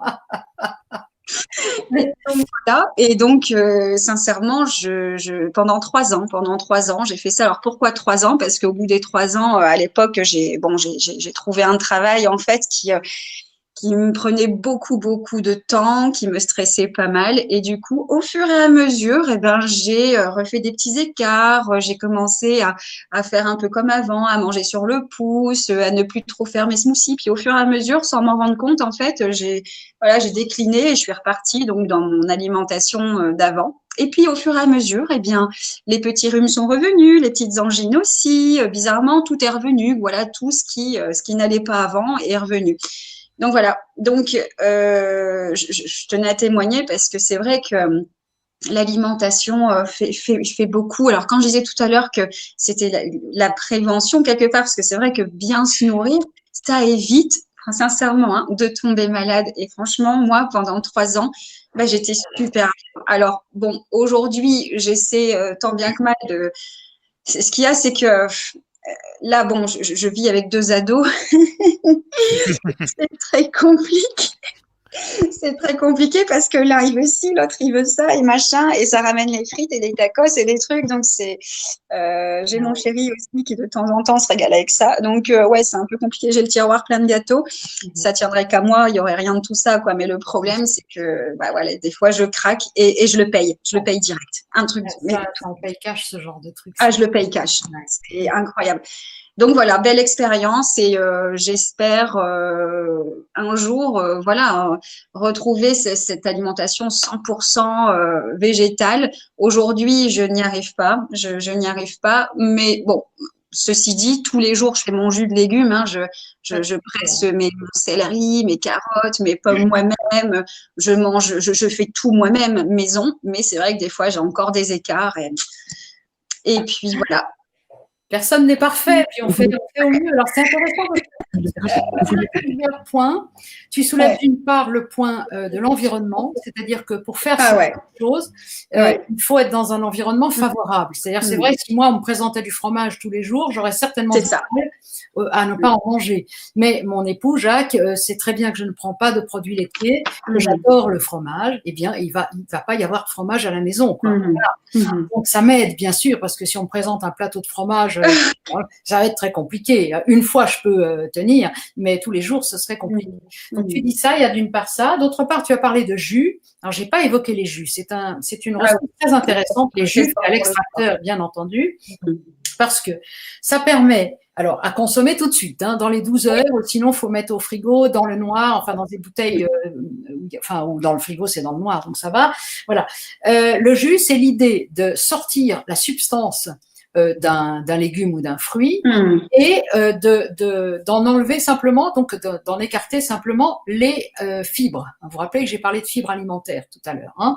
Alors, l'intérêt que ça peut avoir, c'est que on peut, sous un faible volume, avoir énormément de nutriments. C'est-à-dire, 1 kilo de carottes, ça vous fait… je sais pas, enfin, j'ai du mal à dire une demi-bouteille… je suis pas bonne en quantité, mais ça vous fait assez peu de jus et vous avez quand même 1 kilo de carottes dedans. Donc, vous pouvez partir avec ça dans votre poche, dans votre sac à main, dans votre sac à dos. Vous avez 1 kilo de carottes que vous allez pouvoir boire tranquillement d'un coup. Et en plus, il y aura pas de fibres. Alors, c'est intéressant pour les personnes, par exemple, qui ont généralement, c'est le problème qu'on rencontre, qui ont un intestin, donc un système digestif général et généralement, en particulier, un côlon qui est en mauvais état parce qu'ils ont mal mangé depuis très longtemps. Et à ce moment-là, il n'y a pas de fibres. Ça veut dire que le côlon ne sera pas mis à contribution. Le jus sera assimilé au niveau de l'intestin grêle et il arrivera pratiquement aucun déchet, enfin aucun résidu, on va dire, dans le gros intestin. Donc ça peut être intéressant pour avoir beaucoup de nutriments vivants, hein, puisque la carotte, voilà, c'est les crues, les machins, et en même temps de ne pas faire travailler le côlon. Alors il y avait un autre point, mais j'ai pas noté dans ce que tu as dit, Isabelle. Peut-être ça peut s'enchaîner sur ma propre expérience par rapport à ces choix alimentaires. C'est que quand j'étais enfant, je faisais otite sur otite, rhinopharyngite sur rhinopharyngite, enfin tout ce que vous voulez. Donc c'est comme ça que mes parents, c'était l'époque, ils savaient pas, etc. Ils m'ont fait enlever les amygdales et les végétations, c'est-à-dire donc 4 ganglions très importants du système lymphatique supérieur. Hein. Donc ça veut dire qu'ils protègent le cerveau quand même. Hein. Bon, donc vous comprenez pourquoi quand je suis débile, il y a des raisons à ça en fait. Hein. Bon, ça c'est juste pour rigoler, mais bon. Et donc, ils m'ont fait enlever ça parce que, bon, alors évidemment, dans l'enfance, je n'ai plus trop eu, jusqu'à la puberté, je n'ai plus trop eu des tas de rhumes et des tas de trucs comme ça. Mais toute l'enfance, je buvais du lait tous les jours, et le chocolat au lait au petit déjeuner, le beurre, enfin tout ça, et le fromage, bien entendu, parce que un repas sans fromage n'est pas un repas, disait ma grand-mère. Donc voilà, tout un tas d'excellentes choses, sauf que ça me foutait la santé en l'air petit à petit, c'est sur des années, hein, globalement, sur des années. Et donc, quand la puberté est arrivée, avec la puberté, sont arrivées les rhinopharyngites tout le temps. Donc, j'allais chez le médecin tout le temps. Au bout d'un moment, j'avais encore des antibiotiques et des machins. Enfin, je vous raconte même pas. C'était l'enfer. Et quand j'ai commencé alors je vous raconte pas aussi dans la vie d'une chanteuse lyrique comment c'est chiant d'avoir des rhinopharyngites tout le temps, hein, je vous dis pas. Alors donc à ce moment-là, je me suis formée donc il y a maintenant 8 ans. Je me suis formée en micro-ostéo digital, hein, donc j'ai eu l'occasion d'en parler. Et à cette formation, je viens au premier cours de formation et il y a un gars, un élève comme moi, donc mais lui il avait déjà un petit peu d'avance, il avait déjà un petit peu d'avance, enfin voilà, sur la technique. Et il arrive et il nous parle de cette façon de manger. Thierry Casasnovas, ça s'appelait Vivre Cru à l'époque, ce site. Maintenant, c'est régénère.org. J'ai mis sous la vidéo, vous trouvez dans les références. Donc, et qui parle de manger cru, de manger beaucoup de légumes et de fruits, etc., de manger des jus, machin, d'arrêter les produits laitiers et, disait-il aussi, les céréales. Pour des raisons du fait que les céréales modernes ne sont pas du tout comme elles étaient auparavant. Elles étaient excellentes auparavant et on les mangeait entières. Aujourd'hui, elles sont très souvent ou demi-raffinées ou complètement raffinées, ce qui est tout à fait catastrophique pour le système digestif. Donc, je me suis dit, mais nom d'un chien, c'est quand même intéressant. Et il expliquait que plein de monde avait des tas de symptômes, donc de maladies, on ne va pas dire des maladies, justement, il avait des tas de symptômes. Et que les gens qui avaient arrêté les produits laitiers, les céréales, ils n'avaient plus ces symptômes-là, etc. Du jour au lendemain, je me suis mise au jus, à fond les manettes. Alors là, moi, quand je fais un truc, c'est un peu entier. Le petit déjeuner, c'était du thé.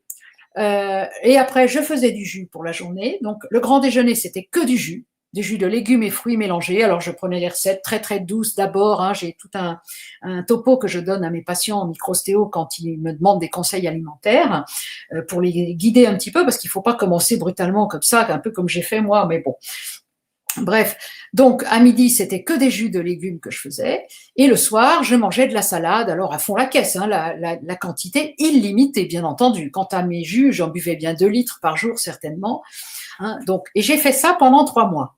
Alors, je peux vous dire que pour 1m61, je pesais 70 kilos. J'ai perdu 25 kilos en 6 mois. Donc, les gens s'inquiétaient, sauf que moi, je m'inquiétais pas du tout, parce que je voyais qu'à chaque kilo qui partait, je gagnais en énergie. Je commençais à remarcher à toute vitesse, comme je marche dans la rue quand je marchais quand j'avais 20 ans. J'ai récupéré ma forme de quand j'avais 20 ans. Et puis, les kilos qui disparaissaient ne laissaient pas une peau molle et flasque derrière. Hein, la peau, elle était bien tendue, bien hydratée, et tout et tout. Et je vous dis même pas que, au bout de seulement 8 jours de l'arrêt complet de tous les produits laitiers, je n'ai plus eu l'ombre d'un rhume ou de rhinopharyngite. Je pense qu'en 8 ans, j'en ai peut-être attrapé une rhinopharyngite, enfin attrapé. C'est même pas le bon terme. J'ai dû peut-être en avoir une, et je l'ai soignée tout bêtement avec des produits naturels. Hein. J'ai pas pris de médicaments, rien de tout ça. Voilà. Donc c'est pour vous donner une idée. Alors après ça, au bout de 3 mois, pardonnez-moi, je me suis rendu compte que mes cheveux, je commençais un peu à perdre mes cheveux. Je me suis dit, il y a quelque chose qui va pas dans ton alimentation. Qu'est-ce que tu vas faire? Alors, sur un peu conseil à droite à gauche, j'ai réintroduit des protéines animales. J'ai mangé des œufs durs et j'ai commencé à remanger un petit peu de viande, mais pas tous les jours, un petit peu. Et là, arrêt total de la perte de mes cheveux.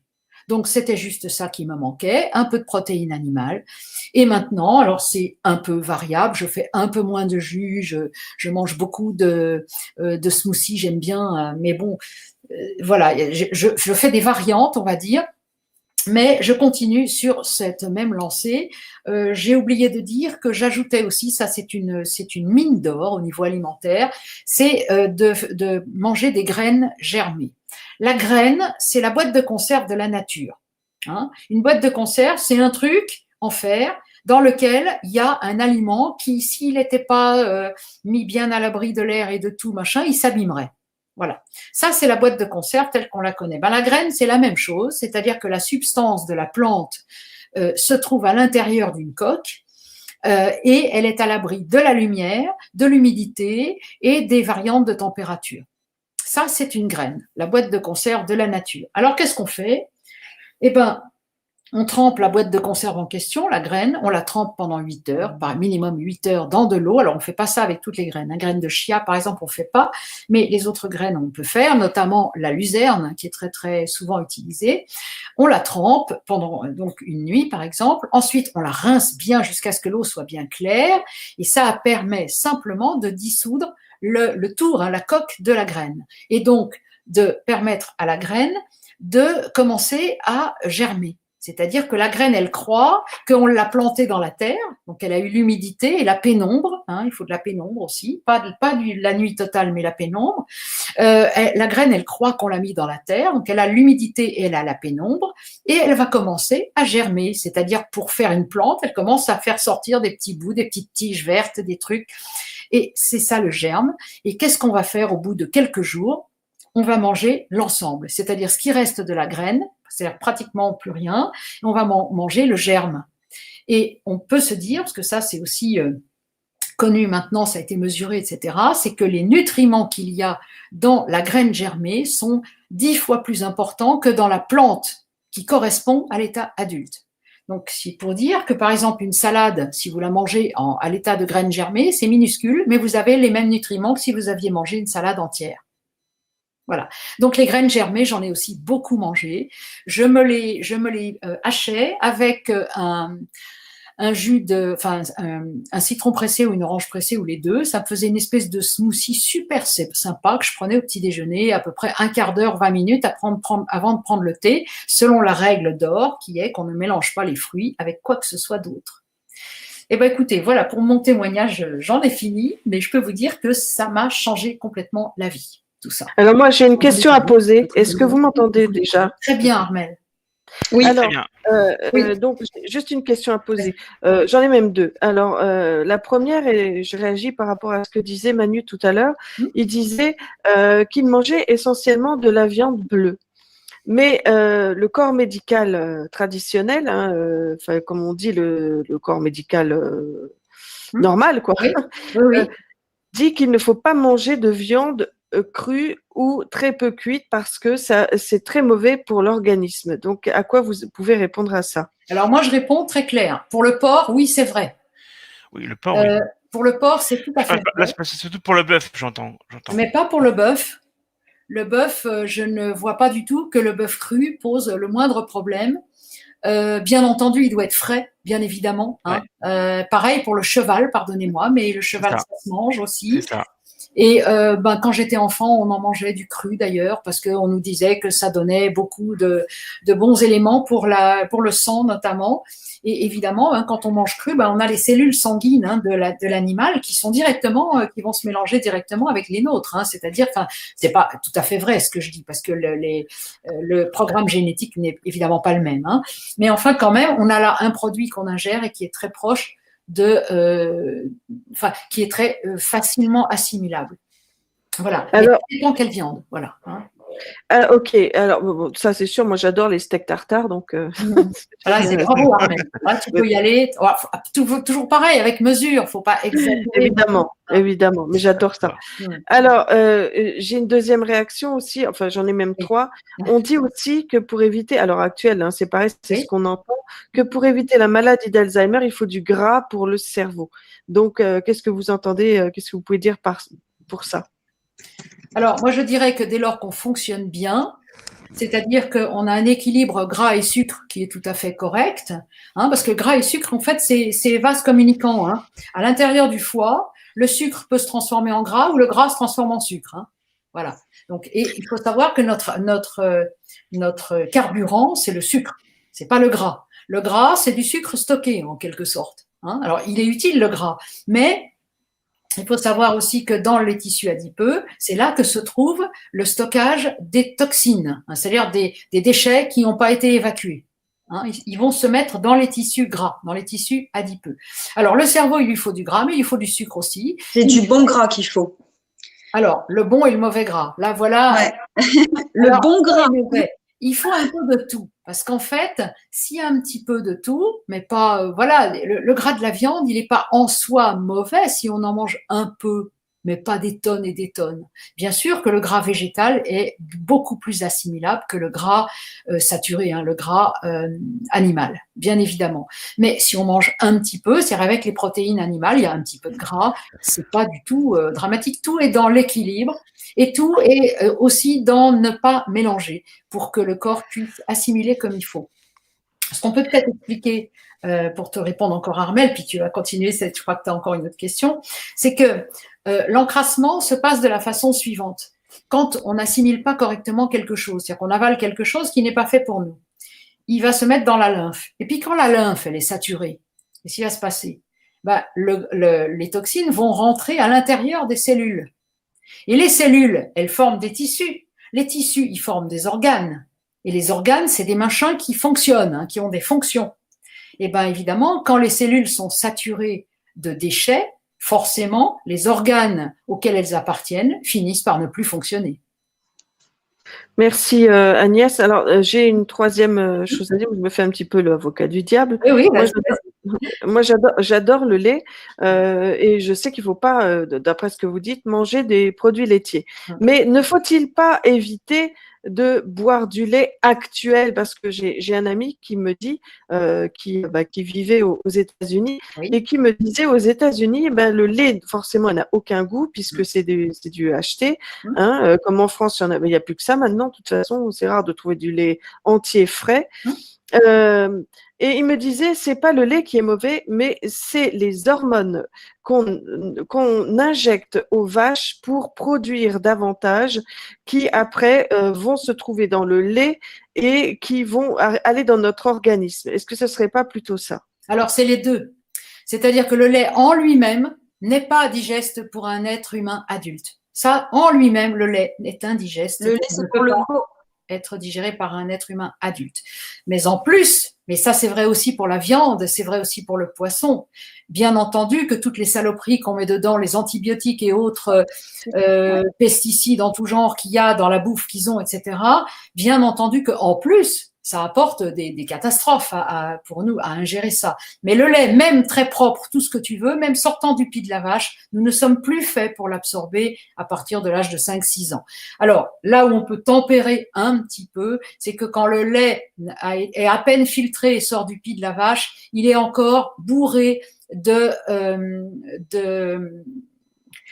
champignons et de bactéries, et que ces champignons et ces bactéries vont pouvoir aider à assimiler, on va dire, à traiter les déchets occasionnés par la non-digestibilité du lait. Voilà ce qu'on va pouvoir dire. Mais le lait intrinsèquement n'est pas digeste pour un être humain adulte.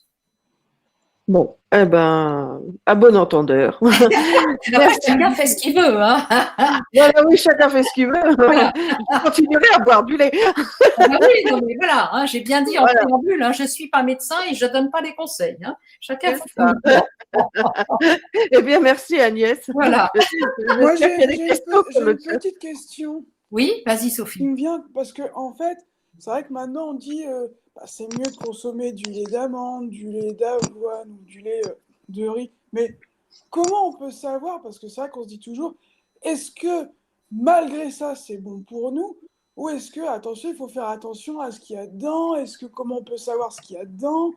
Et parce que je sais plus où est-ce que j'ai entendu ça, que Le lait d'avoine, c'est pas bon pour ceux qui font de la tension, le lait de riz. Le soja non plus, d'ailleurs, c'est pas bon pour ceux qui ont des. Enfin, ça abîme les hormones ou je sais plus quoi.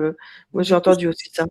On s'y perd à force, quoi. Alors, on s'y perd à force, tu as totalement raison. Donc déjà, bon, personnellement, ce que je fais, moi, après chacun voilà, fait comme il l'entend, comme il le peut aussi, j'achète autant que je peux, j'achète bio. Je ne dis pas que bio, c'est merveilleux absolument et qu'il n'y a aucun problème, mais au moins, il y en a un peu moins que dans le pas bio. Voilà ce que je dirais. D'autre part, on ne confond pas le lait animal et le lait végétal. Le lait végétal, en fait, c'est pas du lait, c'est blanc. Alors on appelle ça du lait, mais en fait, c'est de la graine écrasée mélangée avec de l'eau. C'est ça le lait en fait. Donc en fait, écrasé avec un extracteur. Donc on en extrait le centre, le dedans, on va dire, la substance, et on y mélange un peu d'eau, et ça donne un truc un peu blanc comme ça, et on appelle ça du lait. Mais c'est pas du lait à proprement parler. Le lait, ça a une fonction bien particulière. C'est sécrété par les mamelles des mammifères, donc pas que nous les humains, évidemment, il y a plein d'animaux mammifères, et ça a pour fonction d'alimenter le jeune, le jeune, le petit du mammifère. Ça a cette fonction. Et c'est d'ailleurs pourquoi c'est un aliment qui permet à l'enfant de faire un peu des stocks. C'est pour ça qu'en fait, le lait contient à la fois des éléments sucre et à la fois des éléments gras. C'est-à-dire que le lait, c'est exactement le contraire de ce que dit Montignac. Mais c'est excellent pour un jeune, pour un enfant, pour un petit. C'est très bien pour un petit. Pour un adulte, non. Mais pour un petit, oui, parce que lui doit se faire quelques réserves de gras, sans exagération, bien sûr, mais un petit peu. Il doit se faire quelques réserves. Alors, après, comment s'y retrouver ? Le mieux, là, vraiment, moi, je trouve la règle la plus simple, c'est de prendre des aliments les moins transformés possibles. Voilà. Alors, quand on a un extracteur, on se fait son lait soi-même, son lait de ce qu'on veut soi-même. Alors, est-ce que l'avoine, c'est plus comme ci, moins comme ça ? On peut après se renseigner à droite, à gauche. Moi, je pense que… Tout dépend de chacun, oui, voilà. Ce qu'il recherche aussi. Voilà. Et les aliments, on va dire que j'ai jamais vu qu'une carotte fasse du mal à quelqu'un. J'ai jamais vu qu'une salade vert clair, Batavia Scarole ou laitue fasse du mal à quelqu'un. J'ai pas encore vu ça. Voilà, il y a des aliments vraiment, je dirais, passe-partout, qu'il faudrait ingérer beaucoup, en grande quantité et cru, bien évidemment. D'accord. Voilà, je ne sais pas si j'ai bien répondu à ta question. Si. Et bah, du coup, alors, si j'ai bien tout compris, par exemple, pour le fromage, bah, un adulte, idéalement, ne devrait même pas en Et bien manger, sûr, quoi, en fait. il ne devrait pas en manger, on est bien d'accord. Et oui. Alors pourquoi la France est-elle le plus grand fabricant de fromage ? La France, elle a su travailler le lait, elle a des terroirs extrêmement variés, c'est comme pour le pain. Et ça fait depuis très très longtemps qu'elle fabrique du fromage. Alors pour le fromage, je vais tenir le même langage que pour le lait, c'est-à-dire qu'intrinsèquement, il n'est pas digeste pour un être adulte, mais évidemment quand il est au lait cru, et que le lait n'a pas été gardé longtemps, c'est-à-dire le fromage a été fait très rapidement après la traite, à ce moment-là, il est bourré de bactéries et de champignons qui vont permettre, disons, d'atténuer ces inconvénients digestifs. Voilà. Ok. Merci Agnès. Ah bah de rien, tout va bien.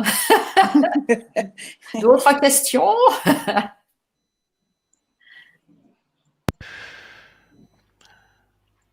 Donc, je peux peut-être juste dire un petit point, parce que ça me vient. Après, s'il y a d'autres questions, vous m'interrompez. J'ai parlé du diabète, par exemple, tout à l'heure. L'exemple très typique, par exemple, je mange mal, par exemple. Donc, je mange des tas de choses que je peux pas traiter, ou qui sont tellement complexes que ça fait énormément de résidus, déchets. Au bout d'un moment, ma lymphe, elle est saturée si j'en mange tout le temps. De ces choses où je bois du vin tout le temps et en excès, pareil, ma lymphe va être saturée, ça va rentrer donc dans le cytoplasme de mes cellules, à l'intérieur de mes cellules, et entre autres choses, ça va rentrer à l'intérieur des cellules de mon pancréas, et par exemple, mon pancréas va tomber en panne. Voilà, ou bien ma glande thyroïde va tomber en panne parce que je demande tellement à mes surrénales, parce que j'ai peur tout le temps, on parlait des pensées équilibrées. Comme j'ai peur tout le temps, mes surrénales sont tout le temps sollicitées, elles commencent à être épuisées, et derrière les surrénales, il y a qui ? Il y a la thyroïde, par exemple. Alors, ma thyroïde, je vais faire de l'hypothyroïdie ou hyper, et ça va se dérégler parce que je sollicite beaucoup trop ces glandes qui devraient travailler normalement, on va dire, ni trop, ni trop peu. Voilà, c'est des exemples. Hein. Pareil pour le système immunitaire. Le système immunitaire, il arrive un moment où mes cellules sont tellement encombrées de déchets, si je déconne, avec ma nourriture, ma boisson, etc., depuis des années, hein, qu'il y a tellement de déchets dans mes cellules que mes anticorps, en fait, ils vont plus reconnaître ce qu'ils doivent garder ou bien ce qu'ils doivent manger et évacuer, hein, les anticorps, c'est-à-dire, je veux dire, les globules blancs qui sont chargés de supprimer les déchets. Ils vont plus s'y retrouver, ils vont plus reconnaître ce qui est un déchet de ce qui est une bonne chose. Et c'est comme ça que je vais développer, par exemple, un cancer, par exemple, Alzheimer, par exemple, Parkinson, par exemple, une sclérose en plaques, par exemple, la maladie de Lyme, par exemple, tout ce que vous voulez, des maladies qu'on appelle auto-immunes. Auto-immune, ça veut dire que mon immunité elle-même est tombée malade. Je vais me poser une question. Alors, je ne sais pas si tu vas pouvoir répondre parce qu'elle est assez. J'ai peur que ça. Je te dirai tout ça. Ouais. Tu faisais allusion aux glandes surrénales parce que moi, c'est quelque chose que je connais plus ou moins. D'accord. Parce que moi, j'ai une insuffisance surrénalienne. Voilà, donc. Surrénalienne, d'accord. Donc, voilà, c'est assez. Donc, à ton avis, c'est assez compliqué déjà. Non, c'est pas compliqué. Ce qui est compliqué, c'est les symptômes. Ouais. Mais le problème, il est que tu as peut-être pas mal de déchets accumulés sur des années. Est-ce que tu es mince comme un fil, Manu? Pas vraiment, non. Pas à ma connaissance. Donc, tu as beaucoup, par exemple, hein, mais je suis pas médecin, je répète blablabla, hein, d'accord? Non. D'accord. Mais bon, ça veut dire quand on a beaucoup de tissus adipeux, ça veut dire qu'on a aussi beaucoup de déchets stockés. Donc, au bout d'un moment, les surrénales, elles vont travailler de trop parce qu'il va y avoir des dérèglements un peu généraux. Et peut-être qu'en même temps, ça va générer, comme je l'ai dit dans ma présentation, ça va générer des pensées négatives. Et les pensées négatives vont générer un dysfonctionnement aussi de mes surrénales, etc. Donc, c'est la poule et l'œuf. L'œuf donnera une poule et la poule pond des œufs. Hein, après, c'est un système, comment dirais-je, c'est un cercle vicieux, en fait. Voilà. C'est compliqué. La médecine moderne, elle nous présente comme compliqué des choses dont la genèse, hein, dont l'étiologie, je crois qu'on appelle ça, hein, c'est-à-dire la façon dont le dysfonctionnement survient, est en fait assez simple. En fait, c'est généralement un problème d'encrassement général de la machine. Mais comme ça date depuis des années, ça finit par attaquer tel organe, tel truc. Mais en général, on a des intestins en capilotade. On a généralement des gens soit hyper maigres, soit plutôt un peu gros, on va dire. Voilà. On a des gens pas équilibrés d'une manière ou d'une autre, généralement. Et le grand point commun, c'est le gros intestin qui est généralement dans un état épouvantable. Voilà. Généralement, ça, on a ça pratiquement à tous les coups. Tu bois du café, Manu? Ouais. Parce qu'en fait, en naturopathie, on dit toujours que pour soutenir les surrénales, justement, il faut laisser tomber tous les excitants, comme la caféine, tu vois, qui a justement pour conséquence d'aggraver justement l'épuisement de ces… Ça serait mieux, effectivement. Alors là, il y a un mécanisme que j'ai oublié. C'est un exemple. Hein. Effectivement, je ne me rappelle plus par quel mécanisme. En fait, ça supplée le travail des surrénales qui, du coup, le café, hein, en excitant, et ça dérègle le rapport entre on va dire, surrénal, thyroïde, et puis les glandes dans le cerveau. Il y a l'hypophyse et la pituitaire ou quelque chose comme ça. Enfin bon, bref, il y a un certain nombre de glandes, hein, qui sont dans le cerveau et qui sont en contact, hein, toutes les unes avec les autres et avec les surrénales, hein, qui sont vraiment essentielles. Voilà, mais je ne sais plus le détail du mécanisme, hein, mais effectivement, il y a une explication scientifique très claire, hein, à ça. Maintenant, on peut pas être parfait. Hein. Moi, je bois un peu de café aussi de temps en temps. Voilà, on fait comme on peut dans la vie après. Hein. C'est ça. Bien sûr. Hein, je suis pas en train de donner des leçons à tout le monde. Hein. Surtout pas. Hein. Alors là, c'est le contraire de ma démarche. Là, hein. Tout à fait. Ok. Eh bien, émission très intéressante, ma foi. Est-ce qu'il y a des questions sur le chat? Non, là c'était calme là sur le chat, à part au début. Ouais. comme je dis, et là, c'est plutôt calme. Bah, écoute, voilà. Merci beaucoup de nous avoir accueillis, Isabelle et moi, pour parler de ça, parce que c'est intéressant. Avec plaisir, en tout cas. C'était... Et Morin Catherine qui dit oh flûte, j'adore, oui, j'adore aussi le café. On peut en boire un peu, c'est pareil. Hein. On peut pas tout supprimer parce que Ouais, c'est vrai non. qu'après c'est compliqué. Hein. Ouais. Voilà, on fait tous comme on peut après. Hein. Voilà, je vous dis pas que je ne mange jamais de charcuterie. De temps en temps, j'en mange parce que j'aime bien aussi. Par contre, c'est vrai que là, les produits laitiers, non, je le paye tellement cher que ça, c'est jamais. Ah non, ça c'est jamais. Les céréales, c'est quasiment jamais non plus. Voilà. Alors, j'ai peut-être une petite question, mais c'est tout à fait personnel et c'est peut-être une bêtise, ce que je veux dire.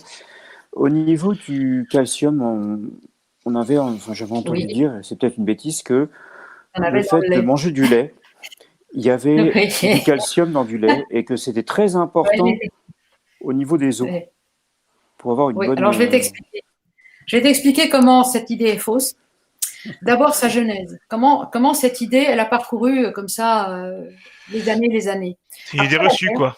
Pardon? Oui. C'est une idée reçue. C'est une idée reçue. Oui, fausse, mais il y a le calcium, il est dans plein d'autres trucs. Hein, il y a une raison historique à ça, vous allez comprendre.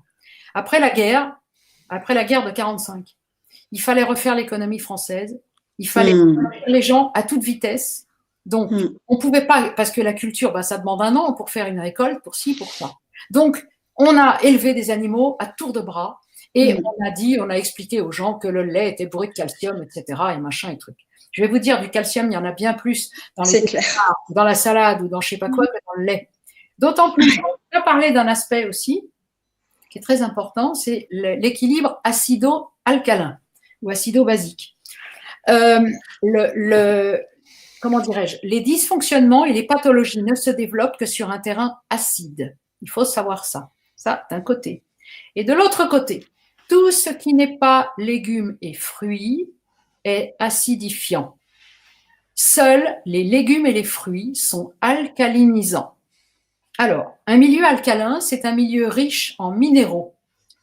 Un milieu acide, par définition, c'est un milieu pauvre en minéraux. Voilà. Alors, donc les cancers et tout ce que vous voulez se développent sur des terrains acides. Le lait n'est pas, à ma connaissance, ni un fruit ni un légume. C'est donc un acidifiant. Donc, même si on absorbe du calcium, donc a priori un minéral, dans un produit hyper acide, on ne bénéficiera absolument pas de l'apport de minéral qui serait censé être dans le lait. Voilà. C'est-à-dire en fait, ce qu'il faut bien piger, c'est qu'il y a une synergie dans l'absorption des éléments de notre alimentation. Un minéral tout seul n'est pas assimilable. Par contre, s'il est allié avec des vitamines, s'il est allié avec des bactéries ou des champignons selon les cas, alors il devient assimilable. C'est pour ça que, par exemple, pour le calcium, il faut de la vitamine D en même temps. S'il n'y a pas assez de vitamine D, le calcium ne se fixera pas sur les os. Voilà le problème. Alors, le lait, comme il est acidifiant, problème d'assimilation du calcium. Alors, qu'est-ce qui se passe? Alors, on peut expliquer aussi ce mécanisme. Quand le sang doit avoir un pH absolument stable. pH, c'est l'équilibre acido-alcalinisant ou acido-basique. Une base et un produit alcalin, c'est la même chose. C'est une réaction à l'hydrogène. Bon, après, c'est de la chimie. Voilà. Donc, quand le corps est acidifié, la tendance va être peut-être que le sang s'acidifie. Or, le sang doit avoir un équilibre acido-basique absolument stable. Sinon, c'est la mort. Soit qu'il est trop alcalinisé, c'est la mort. Soit qu'il est trop acidifié, c'est la mort. Tout de suite. On ne peut pas, c'est impossible. Donc, l'organisme, il est organisé, si je puis dire, de telle sorte que le sang a toujours un pH stable, c'est-à-dire un équilibre acide-alcalin, acido-alcalin stable. Alors, qu'est-ce qui se passe? Quand on absorbe des produits acidifiants, le corps, il va avoir tendance à devenir plus acide, c'est-à-dire à avoir moins de minéraux, et notamment, la tendance pourrait être que le sang s'acidifie. Alors, comment il fait le corps pour éviter l'acidification du sang? Il va chercher les minéraux où il en trouve, c'est-à-dire sur les os, d'où la déminéralisation osseuse. Il va chercher ces minéraux sur les os pour les mettre à l'intérieur du sang pour que le sang conserve son pH stable, son équilibre acido-basique stable. Ça veut dire que le lait, comme il est acidifiant, il est le papa, gentil papa, de la déminéralisation osseuse et de l'ostéoporose. Voilà ce qu'il faut dire. Ok, alors j'ai mon grand-père qui me racontait que dans le début du XXe siècle, son papa était vétérinaire, donc il lui donnait souvent du lait de jument pour les vitamines. Est-ce que c'est toujours le cas ou est-ce que depuis ça a changé? Alors, je sais que le lait de jument est considéré comme un des laits les plus proches du lait maternel. Alors, il se peut que peut-être le grand-père, il donnait ça à l'enfant petit. Peut-être que maman ne pouvait pas allaiter ou peut-être que je ne sais pas. Non, il était bien grand, le papy. Il devait avoir une dizaine d'années. Et il me disait que c'est sucré. Donc, c'est pas comme le lait maternel ou maternisé qui est absolument, je sais pas comment on fait pour boire ça d'ailleurs. Bah écoute, je sais pas. Alors, je n'ai jamais bu de lait de jument, très franchement. Mais quoi qu'il en soit, c'est du lait. C'est un lait animal. Ce n'est pas souhaitable pour un adulte. Et très léger. Ouais. Et ce n'est pas souhaitable pour un adulte, hein, quoi qu'il en soit. Par contre, c'est des laits qu'on peut imaginer comme remplacement au lieu du lait de vache. Ce serait plutôt meilleur pour les bébés dont la maman ne peut pas les allaiter, par exemple. Ça peut être un très très bon plan. Eh bien, s'il n'y a pas de questions sur le chat, je pense qu'on va arrêter l'émission. C'est plutôt calme en effet. Il y a Morera Catherine qui vous remercie les filles. Merci beaucoup Catherine. Voilà.